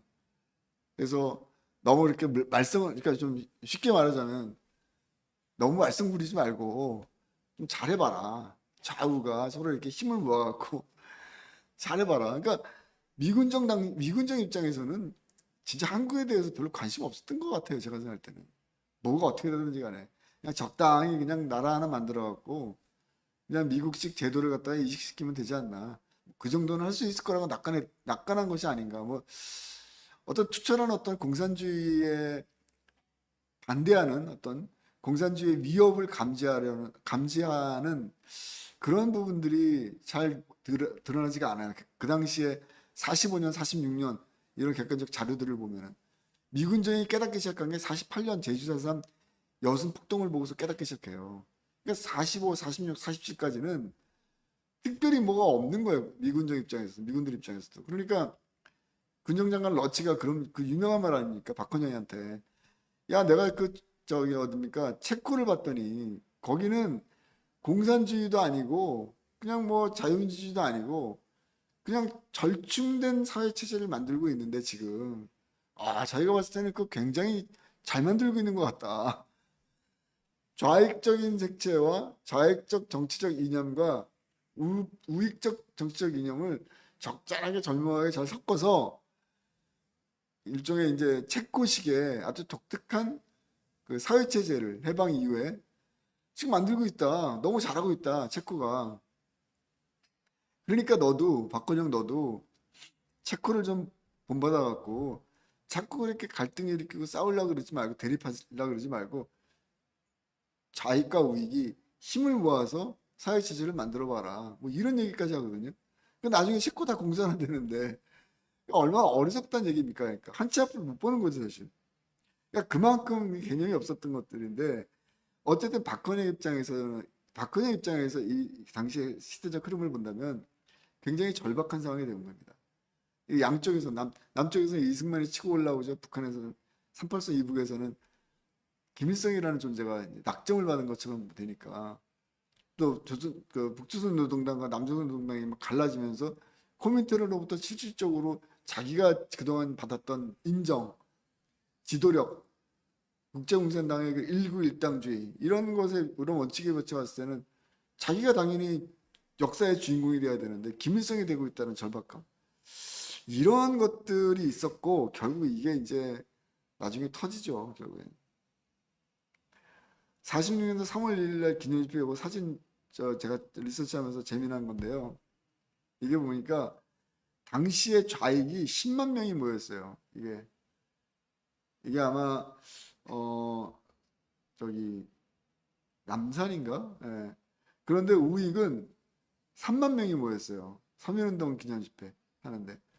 그러니까 해방이 이 3.1절 기념집회가 왜 중요하냐면 해방이 된 이후에 말 그대로 이제 일제 식민지로부터 독립한 이후에 첫 번째 맞이하는 3.1절 기념집회 굉장히 상징적인 의미를 지닌 행사였습니다. 이 당시에. 근데 이때 좌익이 표방하는 그 행사에 10만 명이 모였는데 우익이 표방하는 행사에는 3만 명밖에 안 모였다는 거예요. 3대 1이었다는 얘기죠. 그리고 이 시기에 중점적으로 전국적으로 서울은 좀 대도시에는 좀 덜했는데 특히 지방엔 인민위원회 조직, 그러니까 인민공화국을 세우기 위한 기초조직인 인민위원회가 전국 조직으로 곳곳에 뿌리를 내기 시작합니다. 이 시기예요, 46년도에. 그러니까 한마디로 말 그대로 좌익이 우익보다 앞선 시대였다는 거죠. 당시 박헌영이 얼마나 막강한 힘을 지녔는지 여기 왼쪽에 있는 사진 잘 보시면요, 왼쪽 위에 그 민주노동자 이렇게 져 있고 별이 보이죠, 별 보이시나요? 잘 안 보이시나요? 왼쪽 사진 상단에 보면은 저게 전평이에요, 전평. 말 그대로 오늘날의 민주노총 같은 조직. 그러니까 결국 이런 노동자, 농민 조직들까지도 이런 이제 만들어지면서 정치력을 발휘하고 있고 정치적 힘을 얻어가고 있던 시절이죠. 당연히 그러니까 좌익의 힘이 세트밖에 없었죠. 근데 이제 우리가 여기서 놓치지 말아야 되는 부분이 뭐냐면 이게 제주 4.3도 마찬가지입니다. 이게 이 시기에 좌익들이 모임에서 뭐 국민의례라는 형식은 없었겠죠. 근데 어쨌든 뭔가 모임이 있으면은 국가에 대해서 예의를 갖추고 뭐 이런 건 기본적으로 처음 시작할 때 그러지 않겠습니까? 더더군다나 나라를 일본한테 빼앗겼다가 이제 겨우 찾은 첫 번째 행사였는데 이때 기록을 보니까 46년 3월 1일 기념집회 때 이 좌익들이요 애국가 대신 적기가를 제창해요. 네. 적기가 아시죠? 적기가 공산주의자들의 대표적인 노래 아닙니까? 좀 살벌한 노래. 그 이미 좌익 공산주의자들 입장에서는 전통적인 우리의 어떤 그 민족적인 어떤 그런 정통성을 지니고 있는 어떤 그런 국가는 좀 흐름을 달리하는 그런 노선들이 이미 구체화되고 있었다. 저는 그렇게 봅니다. 자, 이제 드디어 1946년 5월 정판사 유죄 사건이 발생해요. 이거는 정말 어떻게 생각하면은 박헌영의 절박함과 갈등, 이런 고민, 이런 것들 속에서 거의 치명타인데요. 이 얘기를 하기에 앞서갖고 당시에 왜 여러분 이렇게 좌익들이 우세를 떨칠 수 있었냐? 결국 모든 거는 돈이거든요. 돈 문제. 돈이 그만큼 많이 있기 때문에요. 근데 흥미로운 게 뭐냐면은 북한은, 그러니까 해방되기 전까지 조선은행에서 만들어졌던 그 돈이 있지 않겠습니까? 지폐 돈. 그런데 이게 그 38선 이북인 북한은 임시인민위원회, 그러니까 임시라는 나라가 붙었지만 실질적으로 국가 형태를 지닌 거죠. 소련이 일찍부터 국가 형태로, 소비에트 형태로 이 조직을 개편해요. 그러면서 여러분 잘 아시는 것처럼 뭐 토지 개혁도 그렇고 또 뭐 군대를 만들고 정부 조직도 만들고 법도 만들고, 그 중에 하나가 뭐냐면은 지폐를 바꾸는 거예요. 지폐를. 그래서 당시에 조선은행권이 이미 북한에서는 46년서부터 시작해갖고 활용이 안 됩니다. 그러니까 새롭게 지폐가 찍어져 나오니까 일제시대 때 사용됐던 조선은행권이 거의 뭐 휴지조각이 된 거예요. 유통이 안 되는 거죠, 그 돈은. 그런데 이걸 버려야 되는 게 정상이잖아요. 공산주의자들이 그럽니까, 어디? 당시 남쪽에서는, 38선 이남의 남쪽에서는 여전히 화폐 개혁이 진행되지 않고 있었던 거예요. 그러다 보니까 일제시대 때 사용되던 지폐가 그대로 통용되고 있었습니다. 자, 공산주의자들 입장에서 봤을 때는 이거 얼마나 좋은 기회입니까? 자신들은 새로 화폐를 찍어갖고 기존의 구화폐, 조선은행권, 일제시대 때 찍었던 조선은행권이 이제 휴지조각이 돼서 버려야 되는데 남쪽은 38선 이남의 남쪽에서는 여전히 그 돈이 쓰여지는 거예요. 그럼 어떻게 해야 되나요? 그 돈을 그대로 잘 모아갖고 남쪽으로 보내요. 좌익들한테. 그럼 이게 뭐가 되나요? 좌익들 입장에서는 정치 자금이 되는 거예요. 자신들의 활동을 할 수 있는 돈이 생기는 거예요. 그래서 지역, 뭐 지방으로 내려가서 사실 뭐 어마어마한 규모의 극장이라던가 언론사들을 샀다. 이게 사실은 그 당시에 좌익들의 핵심적인, 그 당시에 이제 이 정치 자금을 이용한 행태들인데, 여기서 더 나가갖고 아예 돈을 지들이 찍어버리죠.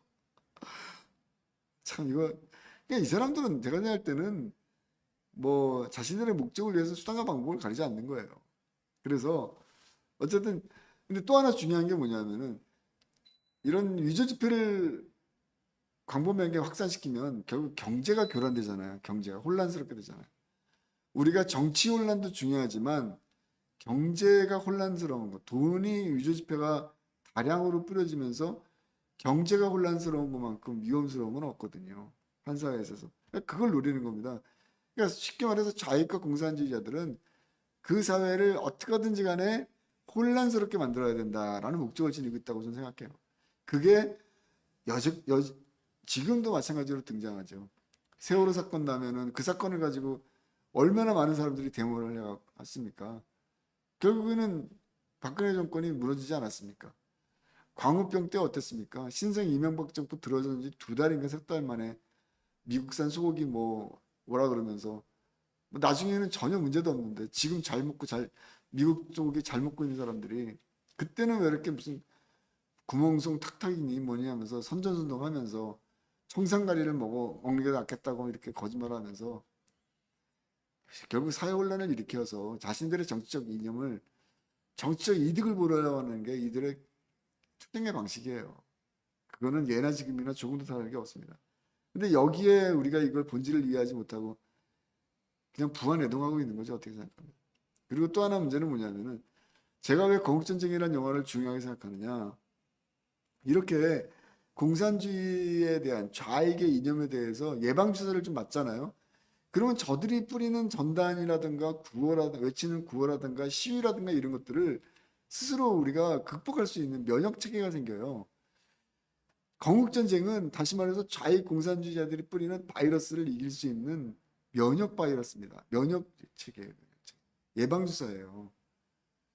이게 언제까지 우리가 이런 뭐 사람이 죽었을 때 갑자기 막 들고 일어나갖고 사회를 이렇게 혼란시키고 정상적인 어떤 수입 절차, 정부 간의 수입이 결정된 소고기 하나 가지고 이렇게 난리를 치고, 어? 얼마나 기만적입니까? 한미 FTA는 생각하면 생각할수록 기가 막혀요. 그 결국 대한민국이 잘 사는 거예요. 입증이 되지 않았습니까, 역사적으로? 지금 신생 뭐 이재명 정부가 겨우 뭐 15% 했다 그러는데 보면 알지 않습니까? 얼마나 그 당시에 관세가 없는 것과 이 지금의 현재의 미국과 벌이고 있는 이 관세 협정이 큰 차이를 가져오는지. 근데 여전히 계속해서 뭔가 혼란을 통해서 자신들이 정권을 가져가려고 하는 어떤 흐름들이 있다라는 점. 물론 이번에 이재명 정권이 들어서는 데는 뭐 그런 뭐 혼란도 중요하지만 제가 생각할 때 내부적인 어리석음이 있었죠. 제가 생각할 때는. 예. 이런 부분들도 우리가 좀 더 냉정하게 판단을 해야 되는데 하여튼 우리가 좀 갈 길은 좀 멀지 않나 이런 생각이 듭니다. 공산당 아직도 그 정판사 이 부분이 무슨 얘기냐면요. 사진에서 보시는 것처럼 이게 지금 옛날 사진이 아니에요. 지금 보시면 이제 경향신문 적혀 있는데 경향신문사라고 적혀 있죠. 그러니까 이제 당시에 조선공산당이 이 건물에 있었던 거예요. 그러니까 그 원래 사진이 없어서 정판사 위조 사건이 벌어졌던 1946년도 사진이 없어요. 그래서 이제 나중에 사진을 갖고 온 거고요. 그러니까 여러분들 그건 참고를 꼭 하시고요. 이게 경향신문이라 적혀 있어서 조선공산당 관련 있는 건 아닙니다. 그냥 참고로 건물은 똑같아요. 건물은. 그리고 오른쪽에 있는 거는 뭐냐면 당시 이제 일종의 이제 지적도에 나타나는 일종의 그 근택 빌딩이라고 하는 이게 이제 일제시대 때 발간된 어떤 그 지적도에 나오는 그런데 재미난 거는 뭐냐면은 지금 이제 문제가 되는 정판사 유조 사건이 1층에 조선 정판사가 있었어요. 2층에는 조선공산당 본부가 있었습니다. 3층에는 해방일보라 그래갖고 당시 조선공산당 기관지가 있었어요. 그러니까 이 건물 자체가 공산당 아지트였던 거예요. 그냥 말 그대로. 여기서 문제가 터진 겁니다. 그래서 그리고 또 재미난 게 뭐냐면은 원래부터 1층에 여기가 인쇄소가 있었던 거예요. 이 1층에 조선 정판사가 들어서기 전에 해방된 이후 조선 정판사가 들어서기 이전에 일제시대 때 이 조선은행권을 인쇄하던 일본인이 운영하는 직화자와 인쇄소가 있었던 겁니다. 그러니 당연히 돈을 찍었던 곳이에요, 여기. 동판이 있겠죠. 이거를 해방 직후에 조선공산당이 이제 매입한 겁니다. 예. 뭐 잘 안 들리나요? 댓글을 제가 소리가 잘 안 들려요? 제가 좀 다르게 죄송합니다. 예. 그래서 마이크를 좀 가까이 대고 얘기하겠습니다. 흥미롭죠? 예? 조선은행권을 인쇄하던 직화자 인쇄소가 있었던 곳을 돈을 찍어 놓은 곳에서 조선공산당이 거기 인쇄소를 차린 겁니다. 그리고 동판을 어떻게 구해갖고 이 불법으로 유조지폐를 만들기 시작한 거예요. 이게 당시의 조선은행권입니다.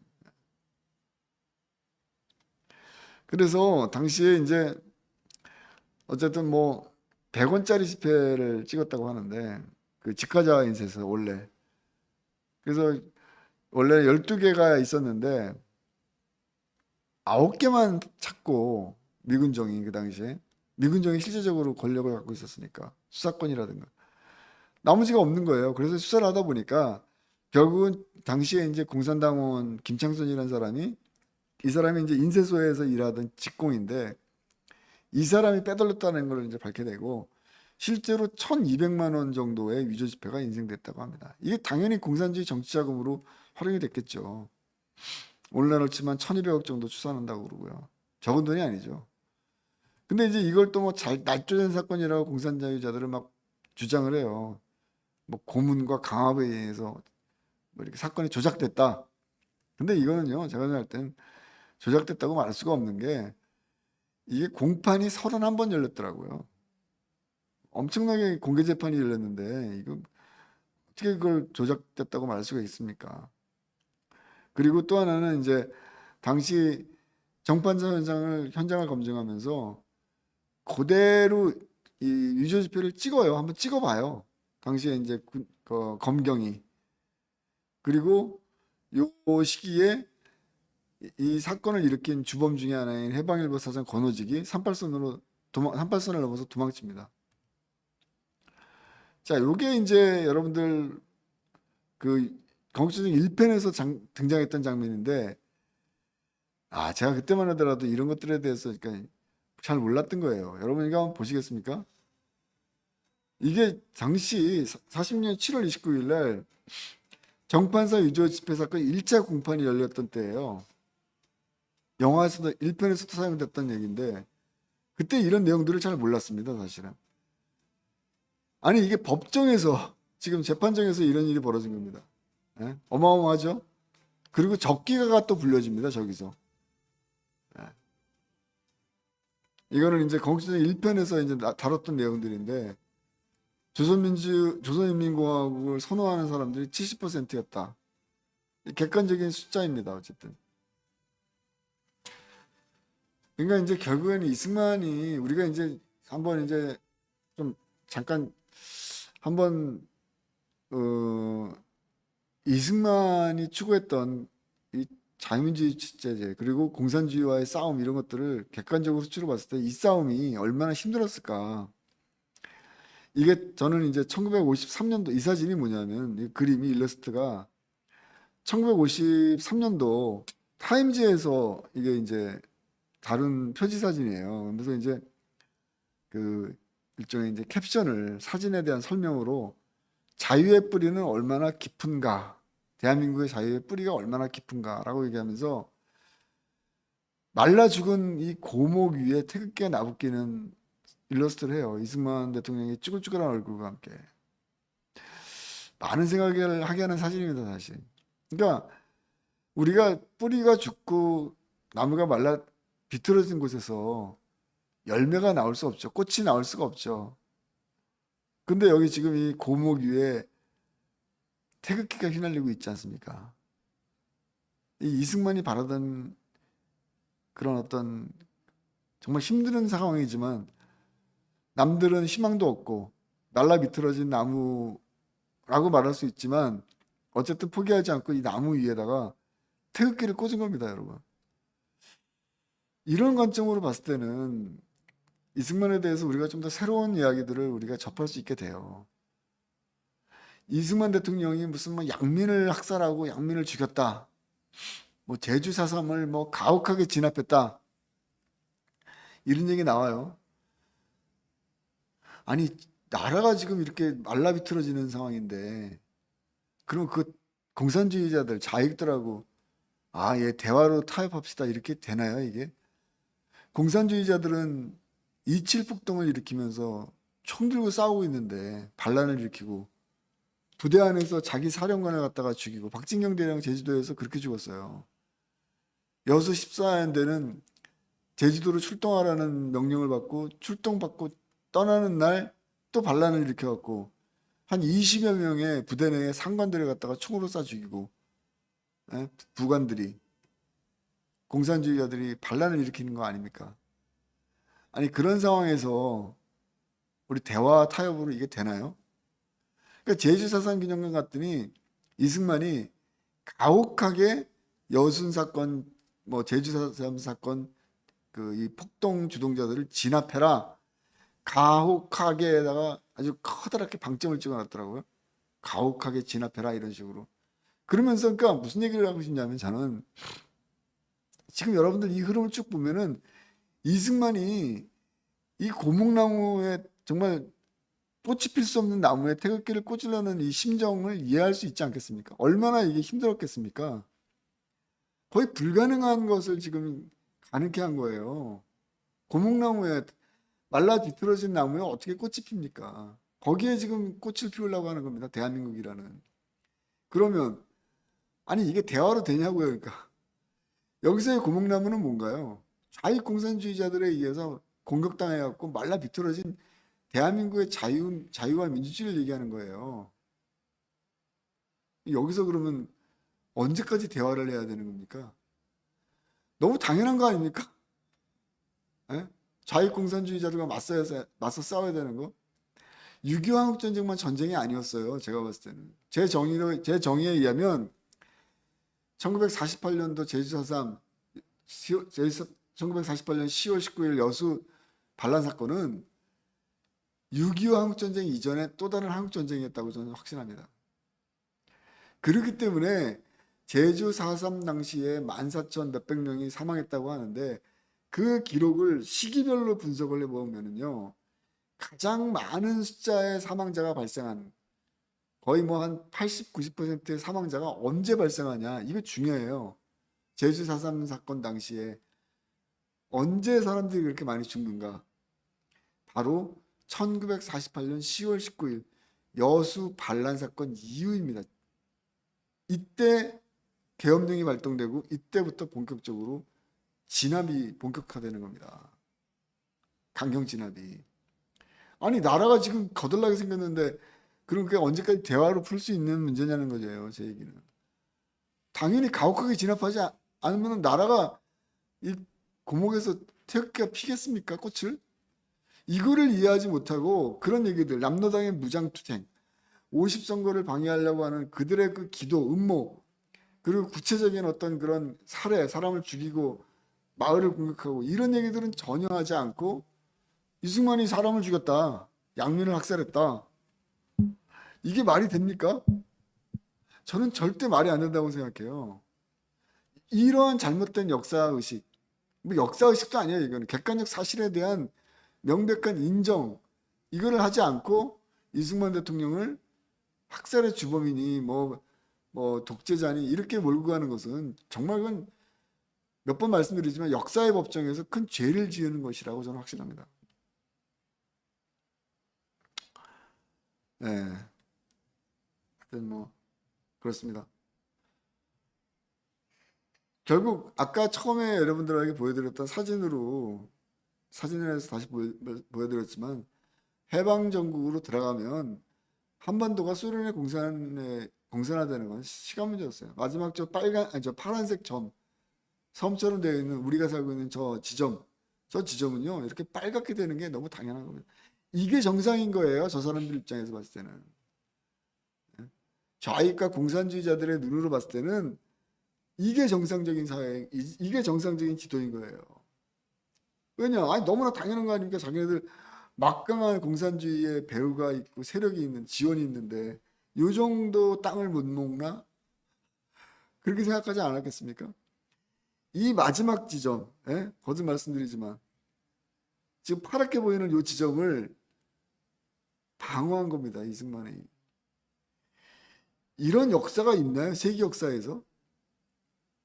저는 진짜 못 찾았어요. 이 정도로 막강한 공산주의의 어떤 그런 지배력과 세력들이 막 분포하고 있는 상황 속에서 마지막 이 파란 점을 공산주의자들로부터 지켜낸 그런 정치 지도자가 있었나요? 45년도에 그 혼란스러웠던 시기에 저는 못 찾았습니다.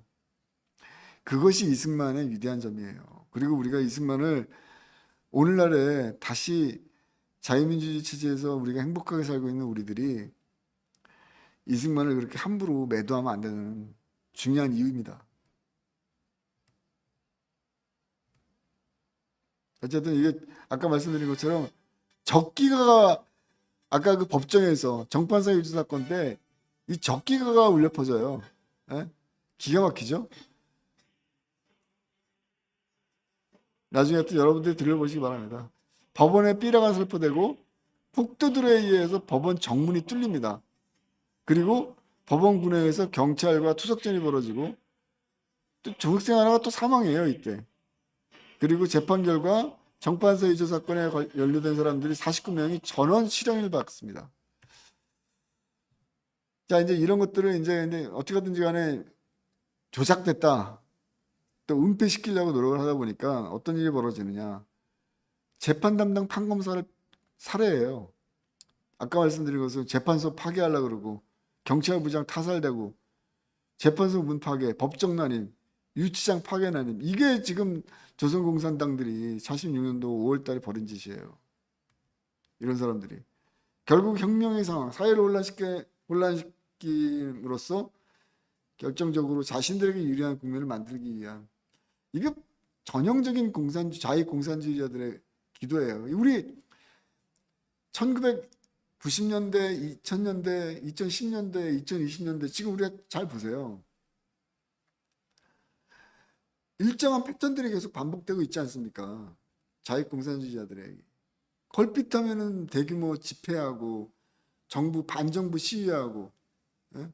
혼란을 야기시키고, 가장 대표적으로 광우병 사건 이런 것들 대표적인 거 아닙니까? 사실 무슨 일이 있었습니까? 우리가 미국산 소고기 때문에 아무 일도 없었어요. 근거 없는 루머를 퍼뜨리고, 그걸 아니 어떻게 언론사, MBC였죠 그 당시에, 언론사에서 그거를 그렇게 이 거짓된 정보들을 갖다가 퍼뜨리는데 앞장을 쓸 수 있나요? 이미 그때부터 MBC는 맛이 갔습니다. 사실은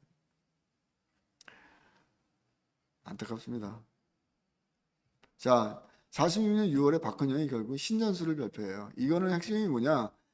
자신들이 지금 불리해지니까, 정판사 유죄 사건이 발생하면서 결국에는 국민들이 그동안 우리가 아까 득표에서 보듯이 70% 80%가 막 인민공화국을 지지하고 공산주의를 지지하고 사회주의를 지지하고 막 이랬는데, 얘네들 가만히 하는 거 보니까 좀 이상하네. 어? 그 깨닫기 시작하는 거야 국민들이. 그러니까 점점 자신들은 불리한 위치에 처할 수밖에 없고, 이거를 어떻게 하든지 극복해야 되니까 결국에는 박헌영의 신선술이 나옵니다. 그리고 아까 말씀드린 것처럼 이게 김일성과 이 박헌영의 대결 속에서 어쩔 수 없이 점점 김일성으로 기우는 소련의 어떤 그런 정책 노선들을 보면서 박헌영의 절박함이 표출하는 어떤 비극적인, 그렇지만 굉장히 잘못된 그런 전략이지 않았나 이런 생각이 들어요. 그래서 이거를 위기를 돌파하기 위해서 이 사람들은 참 레토릭이 근사하긴 해요. 정당방위의 역공세라고 표현했습니다. 박헌영이 이 신전술을. 그러니까 정당방위라는 거예요. 정당방위로 역공세를 펼친다. 그리고 이때부터 미군정과 정면 무장투쟁이 시작이 됩니다. 이게 그 유명한 대구폭동으로 이어지는 겁니다. 그리고 9월 달에 총파업이 이루어지고 전평 중심에, 이게 바로 박헌영의 신전술이에요. 그래서 46년 7월에 이 굉장히 유명한 사진입니다. 이게 전평에서 모든 권력은 인민 대중에게 뭐 이렇게 구호를 외치면서 결국은 인민위원회로 모든 권력을 가야 된다 하면서 파업이 시작됩니다. 이 공산당 지시 아래서 전평이 시작됐던 한반도 남쪽에서의 첫 번째 파업입니다. 이때부터 파업이 시작되는 겁니다. 오래됐죠. 근데 재미난 게 있어요. 이거는 그 이병지 소설 남로당에 아주 흥미롭게 등장하는 부분인데, 박갑동이라는 사람의 당시 이 남로당에 깊숙이 관여했던 박갑동의 전향한 이후의 증언 중에 하나인데, 46년도 8월 달에 김일성이 암살단을 보냈다는 거예요. 그리고 이 11명의 암살단이 파견이 되고, 여기 보면 이 사진이 이 증거 자료예요. 이게 라이프지에서도 찍었는데, 이승만, 장택상, 김성수, 장덕수 등을 암살해라 라는 명령을 받고 김일성이 이제 암살단을 보냈다는 겁니다. 그런데 재미난 게 뭐냐면 8월 26일 날 수도경찰청에 이 암살단이 전원 검거가 돼요. 근데 저는 이제 자료를 보면서 너무 기가 막혔던 게, 아니 암살단이고 김일성이 보냈다 그러면 뭔가 좀 근사해야 되는 거 아닙니까? 근데 그 교통경찰인가? 당시 수도경찰 소속의 교통경찰한테 검거가 돼요. 뭘 얘기하고 싶냐? 야, 김일성이 정말 나쁜 인간이에요. 이거는요, 남쪽에서 수세에 물리고 있던 박헌영을 더욱더 수세로 몰아가기 위한 술책입니다. 공산주의가 점점 남한 사회에 있어서 실체가 드러나고 공산주의자들에 대해서 우호적이었던 감정들이 사라지고 있는 흐름 속에서 김일성이 이런 암살당을 벌였다고 생각해 보세요. 그럼 그 당시에 남한 대중들이 어떻게 생각하겠습니까? 점점 공산주의자들에 대해서 치를 떨겠죠. 이걸 노리고 한 거예요. 결국 박헌영 입장에서는 계속 궁지에 몰릴 수밖에 갖게 되는 거고, 남한 국민들은 공산주의에 대한 혐오감이 점점 증폭되겠죠. 이것이 박헌영 입장에서는 점점 자신의 정치적 위상이 약화되는 쪽으로 가고, 또 한편으로는 점점 이게 여러 가지 술수입니다. 술수. 박헌영 입장에서는 좋을 게 하나도 없는 거죠. 소련 입장에서 봤을 때는 아이고 뭐 잘한다 그러더니 좀 맡겼더니 엉망진창이네 이렇게 생각하고, 남로당이 얼마나 무능해 보이겠습니까? 남로당의 비극은 여기서부터 거듭 말씀드리지만, 남로당의 비극은 바로 이런 박헌영의 심리적 불일치, 어쨌든 정신 이렇게 제대로 된 어떤 현실을 반영하지 못하는 그런 어떤 불안감, 어떤 절박함, 이런 것들이 이제 중점적으로 등장하면서 결국은 극한 투쟁으로 나가기 시작합니다. 아까 말씀드린 것처럼 계속 투쟁이 에스컬레이트가 된다. 그래야 될 수밖에 없는 거죠. 그래야지 더 뭔가 결과를 낼 수 있고, 그래야지 뭔가 소련으로부터 인정받고, 내가 김일성보다 나은 존재 아니야? 이렇게 되는 거 아닙니까? 어리석은 거죠. 이럴 때 박헌영은 합법적인 수쟁으로 갔어야 돼요. 그리고 결국엔 북한으로 도망가요. 계속 수사망이 좁혀오니까. 바보 아닙니까, 바보? 어? 박헌영 체포령이 내려지면 40년 9월 5일 날. 정확한 날짜는 아닌데, 뭐 이런 식으로, 지금 이제 요거는 그 당시 실제 있었던 건 아니고요. 얼마나 그 잡히기 싫었으면, 그러니까 박헌영이 이런 공산주의의 어떤 술책에 능했던 사람이, 이 사람도 결국에는 위장해갖고 검은 기와집 모양의 연구차를 하나 어떻게 조작을 해갖고 관 속에 들어가서 북한으로 탈출했다고 합니다. 그러니까 똥도 먹고, 참 박헌영 입장에서는 아유 이걸 뭐라고 표현해야 되나요? 안타깝죠, 어떻게 보면은. 그래서 결국에는 46년 9월서부터 남로당이 해주, 북한의 해주의 근거지를 잡고 활동을 시작하게 되는 겁니다. 나중에 48년도에 김달삼이 해주로 올라가죠. 그 왜 올라가냐? 박헌영이 해주를 중심으로 해서 활동들을 벌이기 때문입니다. 그래서 해주로 가는 거예요. 해주에서 그 당시에 그 인민대회도 열리고, 아까 말씀드린 것처럼 신전술에 의해서 대구 이 폭동 사건이 이루어지고, 예. 이것도 자료를 보니까 경찰관이 39명이 죽었고 7,000명이 검거가 된 엄청난 사건이었어요. 46년 11월에 드디어 남로당이 결성이 됩니다. 예. 아까 말씀드린 것처럼 하지 사령관의 하지를 대리한 범필러 소령이 내빈으로 참석합니다. 그러면서 이제 북로당과 남로당이 말 그대로 이제 갈등을 벌이기 시작하는 겁니다. 자, 중요한 거는 이 흐름 속에서 어떻게 보면은 남한의 좌익들이 기세등등하게 막 당도 만들고 이러는 상황 속에 이승만이 미국을 갑니다. 명목은 유엔총회 참석이었는데 이게 정말 제가 생각할 때 신의 한 수였어요. 왜냐하면 미군정 입장에서는 갈피를 못 잡고 있었어요. 민족주의 계열에 대해서 그냥 끝까지 좌우합작, 좌와 우가 힘을 모아서 해야 된다. 그러니까 미군정을 설득이 안 되니까 굉장히 똑똑한 사람이었던 것 같아요. 제가 생각할 때. 아예 미국 본토로 넘어갑니다. 또 어쨌든 이승만이 40여 년 동안 본토에서, 미국 본토에서 살았던 경험도 있고, 그러니까 미국으로 바로 날아가서 미국의 언론사들을 상대로 해서 선전전을 펼치는 거예요. 47년 1월 14일 방송기자 이튼과의 인터뷰가 가장 중요한 건데, 이때 이승만이 미국 시민들한테 엄청난 충격과 자극을 줍니다. 그게 뭐냐?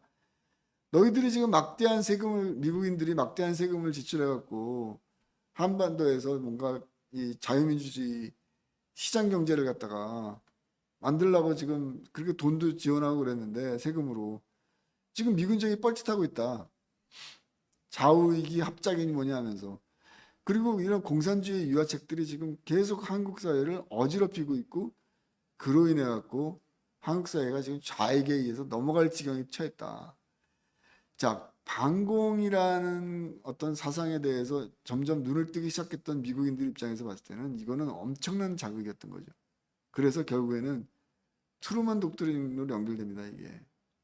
물론 이승만의 이 1946년 12월 미국 방문이 뭐 트루먼을 만나갖고 트루먼 독트린, 이게 말 그대로 그 전까지 미국의 공산주의 유화책에서 완전히 방향을 선회하는 거 아닙니까? 이 반공 노선을 추구하는 건데 공산주의 저지를 목적으로 한 뭐 실질적으로 만나고 뭘 했다는 증거는 없어요. 근데 어쨌든지 간에 신의 한 수였다라는 말씀을 드리고 싶은 게 트루먼 독트린이 발표가 될 때 이승만은 미국에 있었다는 사실이에요. 그리고 미국의 정치인들과 뭔가 긴밀한 연결점들을 찾기 시작했고 결국 무관하지 않다라고 저는 봅니다. 트루먼 독트린은. 결국 이제 이승만의 외교 능력을 우리가 이 시점에서 한번 좀 봐야 되는 거고 그것이 이제 건국전쟁에서 잘 나타났죠. 얼마 전에 트럼프와 젤렌스키 회담이 결국 파국으로 치달았는데 이것만 보더라도 이승만이 얼마나 국제 감각이 있었고 외교 능력이 있었는지 이거를 잘 얘기하는 것이 아닌가. 그러니까 다시 정리하자면 이승만은 자신의 정치적 목적을 달성하기 위해서 그러니까 트루먼과 싸운 게 아니에요. 미국 국민들한테 바로 다이렉트로 설득을 하기 시작한 거예요. 그러니까 여론을 움직인 거죠. 여론을. 자, 그 이승만의 어떤 그 방법, 기발한 방법 그거에 놓고 보면 젤렌스키는 아니 왜 백악관 가서 난리를 치고 싸웁니까? 이거는 결코 도움이 안 되죠. 이승만의 외교적 능력들, 사람 어떤 정치인들을 다루는 수가 정말 몇십 수는 더 앞서 있다는 것을 우리가 명확하게 볼 수 있는 부분이 아닌가 저는 그런 생각이 듭니다. 그리고 47년 4월 25일 드디어 미국이 들어옵니다. 그러면서 동시에 완전히 이제 미군정이 그 당시 미소공이라 그랬죠. 1차 미소공이, 2차 미소공이가 있었는데 이게 완전히 이제 미소공이 다 파탄 나고 미국 국무성 공산주의 유화책 실패했다라고 선언을 합니다. 그러니까 말 그대로 공산주의에 대한 대응책이 변경되기 시작합니다. 그리고 47년 5월 10일 갑자기 미소공의가 재개가 되는데 이게 말 그대로 이승만의 귀국과 무관하지 않다. 이승만의 단정론을 저지하기 위해서 다시 소련이 주장해갖고 요구해갖고 미소공의가 재개되는데 이게 제대로 되겠습니까? 가장 큰 차이는 뭐냐면은 45년도 직후에는 좌익이 압도적인 그 우위를 점했는데 이 시점부터 한반도 남쪽에서도 변화가 시작돼요. 그게 뭐냐? 우익이 세를 강화하기 시작합니다. 전체적으로 봤을 때 70%가 우익으로 전환됩니다. 이런 흐름들이 나타나기 시작합니다. 그러면서 이제 합동회의가 벌어지고 근데 이제 결국 제가 봤을 땐 47년 6월 이 미소공의 합동회의가 결정적이었는데 서울하고 평양에서 5일 간격으로 회의를 하기로 해요. 근데 노골적으로 평양에서 지금 보시는 사진처럼 그냥 김일성, 스탈린 초상화 막 들고 막 거리를 활보하면서 그냥 말 그대로 공산화 길로 가는 거죠. 이걸 보여주는 거죠. 이 미군들한테 미소공의를 갖다가 추진하는 사람들한테. 그러니 당연히 이런 나라에서 어떻게 좌우합작의 실현 가능성이 생기겠습니까? 좌우합작의 꿈이 무너지는 거죠. 어떻게 보면은. 그래서 이제 결국 남로당의 한계가 등장을 하고 결국 공산주의자들이 이때부터 어떤 테러리스트라는 인식들이 왜냐면 계속적으로 뭐 무기를 들고 싸우기 시작하고 점점 공산주의자들에 대해서 안 좋은 인식이 생기기 시작하고 스탈린 또한 그런 걸 보면서 박헌영을 굉장히 무능한 인간이라고 생각을 하고 박헌영 입장에서는 자신이 무능한 인간으로 취급되는 게 싫으니까 또 투쟁의 파고가 높아지고 결국 파국으로 갈 수밖에 없죠. 47년 6월 30일 평양에서 합동대회가 열리는데 결국 말 그대로 이제 쪼개지는 겁니다. 이런 것들을 왜 말씀드리냐? 이미 47년서부터 인민공화국 선포대회가 주장을 하고 김일성 중심으로 권력 구조가 집중되기 시작합니다. 아니 걸핏하면 뭐 민족의 분단을 이승만이 했다고 그러는데 여러분들 진짜 한번 디테일하게 45년 이후부터 시작해갖고 47년 요때까지 어떤 역사적 사건들이 있었는지를 잘 좀 판단해 보세요. 누가 정말 민족 분단의 정말 원흉인지. 이 소련과 북한입니다, 사실은. 이건 부정할 수가 없어요. 그런데도 불구하고 남로당은 계속해서 판단 오류를 범합니다. 거듭 말씀드린 것처럼 강경투쟁을 계속 벌이면서 스스로 고립을 자초하게 되는 거죠. 남로당 지하당 공작 사건이 폭로가 되는데 이것도 하나의 결정적인 사건인데요. 그 당시에 남로당의 경무부 이게 뭐냐 하면은 남로당이 그 당시에 얼마나 이 지하에 프락치들을 갖다가 심어놨는가 이거를 갖다가 보여주는 사건이었는데 경무부 세포 사건 이건 뭐냐면 경찰국에 이 세포들이 스며들었었다는 얘기예요. 그뿐만 아니죠. 뭐 농림부, 운수부, 서울방송 이런 데를 격화시키기 위해서 이미 오래전서부터 남로당이 어떤 그런 작전을 벌이고 있었다. 공작을 벌이고 있었다. 이런 내용들을 이제 이런 것들이 이제 사건의 수면 위로 등장하기 시작합니다. 검거가 되면서. 그러면서 남로당은 말 그대로 반헌법적인 지하 조직으로 전락을 하기 시작합니다. 이게 남로당의 결정적 모순이었어요. 근데 여기에 더해갖고 김일성은 계속해서 공작원들을 침투시켜갖고 결국에는 박헌영의 반대파들을 또 지원해요. 그러니까 이게 이제 같은 공산주의자 입장에서 이렇게 배신을 때려도 되는지 모르겠는데 어쨌든 성시백을 통해서 반대파들을 갖다가 지원하고 또 그 당시에 또 하나 이제 한편으로는 김구라든가 이런 사람들을 통해서 48년도 50선거를 앞두고 김구가 평양을 방문하죠. 남북 재정당 연석회의 뭐 유명한 그 회의를 만들면서 이런 것들이 벌어졌던 게 48년도입니다. 이 성시백이라는 인물은 북한에서 영웅으로 칭송받고 있고요.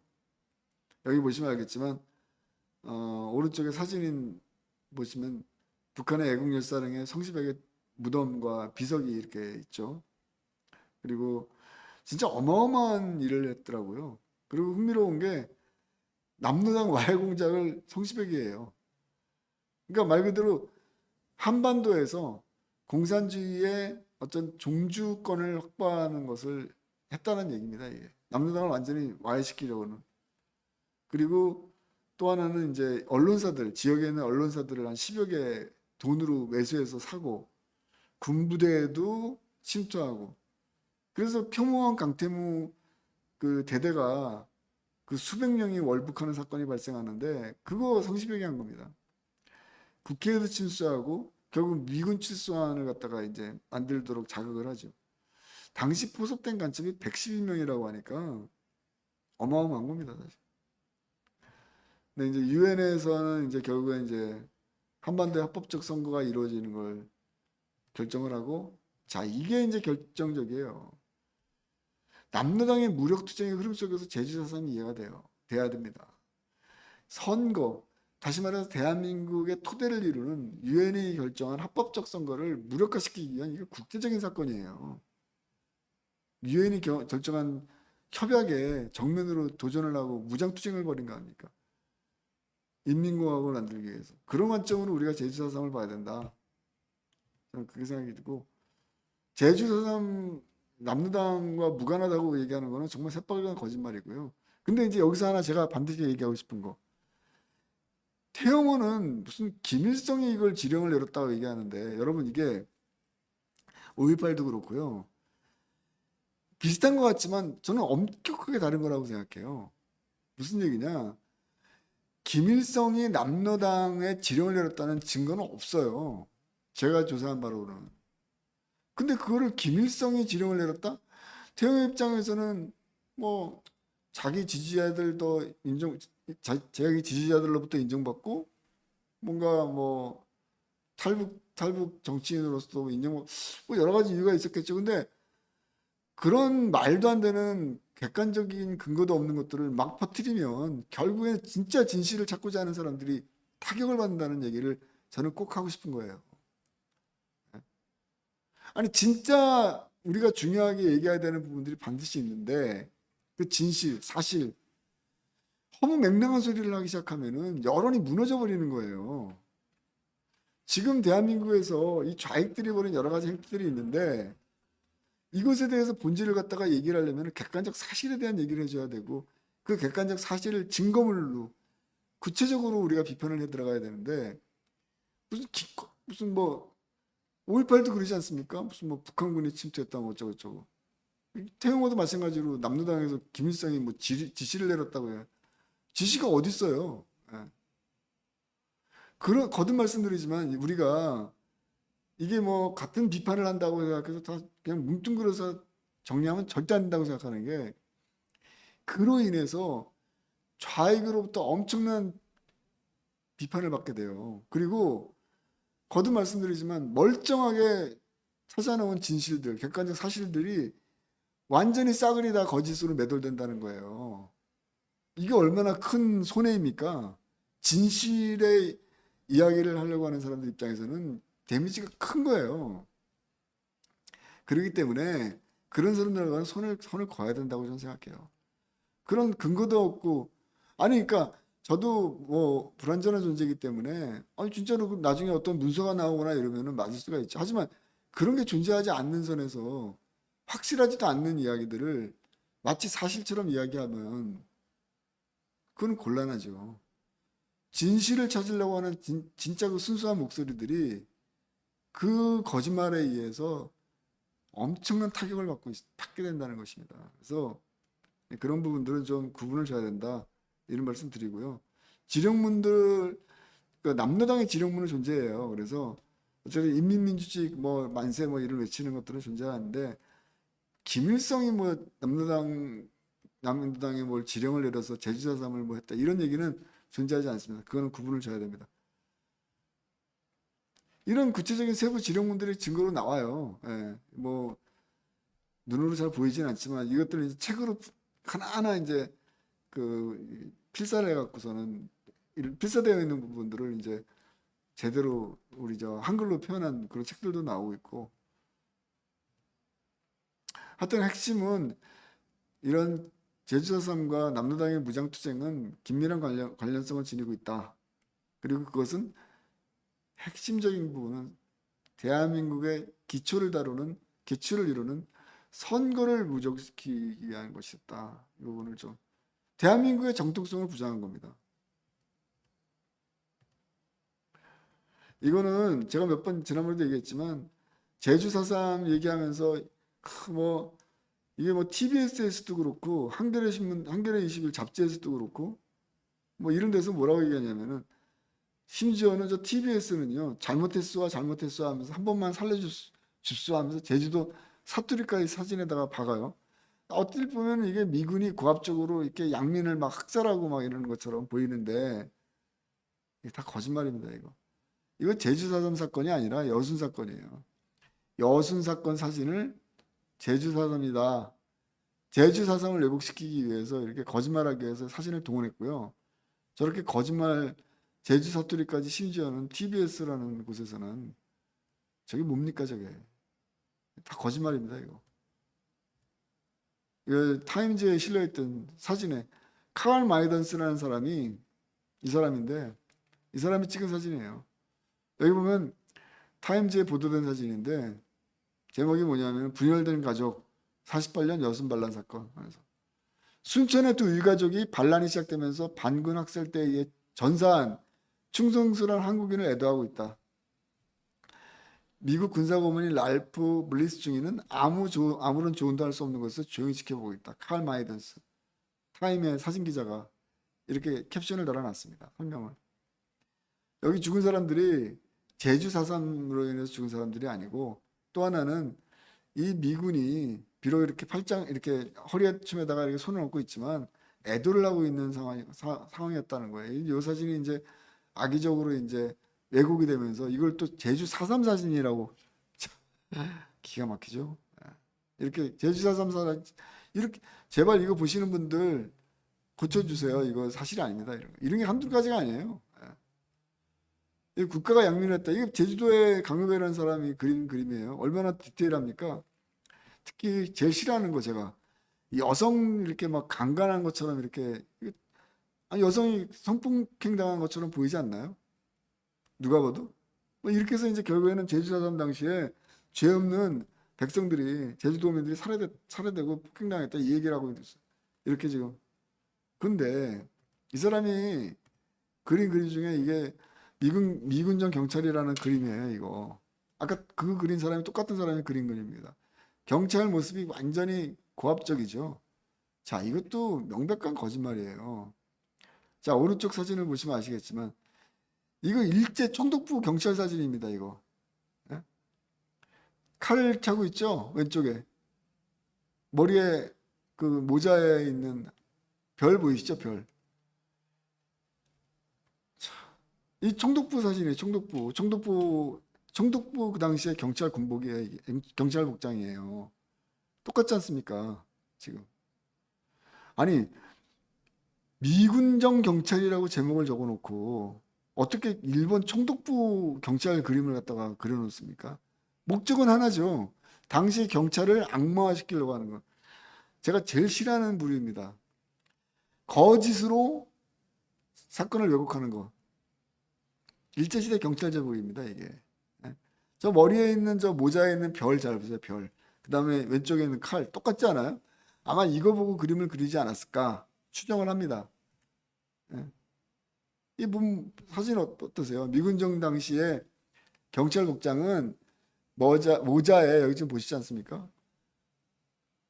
그 무궁화가 새겨져 있어요. 별이 아니라. 거듭 말씀드리지만 미군정 경찰이라고 해놓고서 왜 저 일제시대 총독부 경찰의 사진을 저 그림을 그렸냐는 겁니다.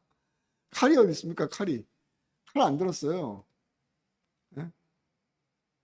목적은 하나입니다. 거듭 말씀드리지만 제주 4.3의 죄 없는 양민이 이승만 정권에 의해서 희생됐다, 학살됐다. 이거 강조하려고 그러는 거거든요. 아유, 이렇게 거짓말로 하면 뭐가 좋습니까? 양심도 없는 겁니다, 사실은. 저는 거듭 말씀드리지만 제주 4.3 당시에 많은 사람들이 정말 죄 없는 사람들이 희생됐을 거라고 생각해요. 그런데 이런 거짓말장애들 때문에 그 본질들이 희석되는 거예요. 그러면 안 됩니다. 그리고 이게 뭐냐면은 제주 4.3이 결국 그래서 의로운 민중항쟁으로 기록되고 있어요. 근데 지금 이제 제가 전에도 한번 말씀드렸다시피 제주 4.3 기념관 가면요. 글자가 새겨지지 않은 백비가 하나 있습니다. 그 입구 초입에 굉장히 중요한 비석인데 아직까지 제주 4.3이 정의가 안 돼 있다. 거의 무슨 글자를 새겨놓고 싶은 걸까 이 사람들은. 이 글자 새겨놓고 싶은 거예요. 네? 민중항쟁, 의로운 민중항쟁이라고. 이게 의로운 민중항쟁입니까? 이 사건이? 제가 여태까지 지금까지 여러분들께 많이 말씀을 드렸지만 이게 민중항쟁입니까, 여러분? 저는 거듭 말씀드리지만 좌우 이런 건 별로 관심 없어요, 솔직히. 객관적 사실에는 엄청난 관심이 있습니다. 왜냐? 우리가 객관적 사실을 있는 그대로 역사책에 기록을 해서 고스란히 후대에 넘겨줘야지 우리가 올바른 역사적 평가를 후대들이 또 내릴 수 있는 것이고 그거에 기초해서 저는 진실이 자리 잡힌다 확신합니다. 진실이 거짓에 의해서 점령당하면 그 사회는 길게 갈 수가 없습니다. 여러분들 잘 아시다시피. 이게 저들이 지금 백비를 이렇게 놓는 사진입니다. 안타깝습니다. 이런 날이 오면 안 되죠. 제주 4.3은 의로운 민중항쟁이 아닙니다. 김대중 대통령이 말씀하신 것처럼 1998년 CNN 기자회견 때 공산주의자들이 폭동을 시작한 거 맞아요. 그 부분을 이제는 인정해야 된다. 지금 희생자들 14,000 몇백 명이니까 그분들 1인당 9,700만 원씩 보상받고 어마어마한 규모의 제주 4.3 평화기념관이라고 정말 국가가 세운 기념관도 있고 이렇게 자신들이 원하는 대로 다 만들어 놨는데 이제는 김대중 대통령의 1998년도 기자회견의 핵심 그 내용이 그거 아닙니까? 공산주의자들의 폭도가 맞으나 그냥 죄 없이 그냥 공산주의자들이 몰려서 희생된 사람들이 있으니까 이제는 그 사람들의 억울한 것을 좀 풀어줘야 된다. 그래서 지금 20년 동안 이렇게 수많은 어떤 정책들이 나오고 그 희생자들을 명예를 회복시키기 위한 구체적인 그런 어떤 결과들이 나온 거 아닙니까? 자, 이제 우리한테 필요한 건 뭘까요? 김대중 대통령이 1998년도 처음 얘기했던 공산주의자들의 폭도가 맞다. 이것을 인정하는 겁니다. 출발은 거기서부터 시작한 게 맞아요. 그거를 부정하면 안 된다. 저는 그렇게 생각합니다.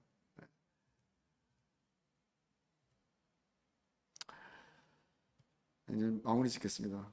그렇게 좌익 공산주의자들이 대한민국의 합법적 선거를 무력화시키기 위해서 50선거를 무력화시키기 위해서 그렇게 강경한 무장투쟁까지 벌였는데 전 대한민국이 정말 자랑스럽고 대단하다고 생각하는 이유가 95%예요, 투표율이. 아, 대한민국의 기초를 이루는 선거에 그렇게 강경한 무장투쟁이 진행됐음에도 불구하고 투표율이 95%였습니다. 대단한 겁니다, 이거.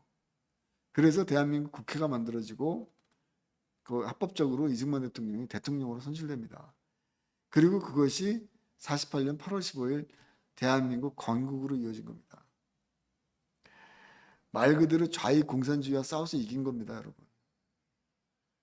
이런 역사를 지금 좌익 공산주의자들이 만들어 놓은 그런 거짓에 의해서 덧칠되고 왜곡돼서 그걸 내버려 두셔야 되겠습니까?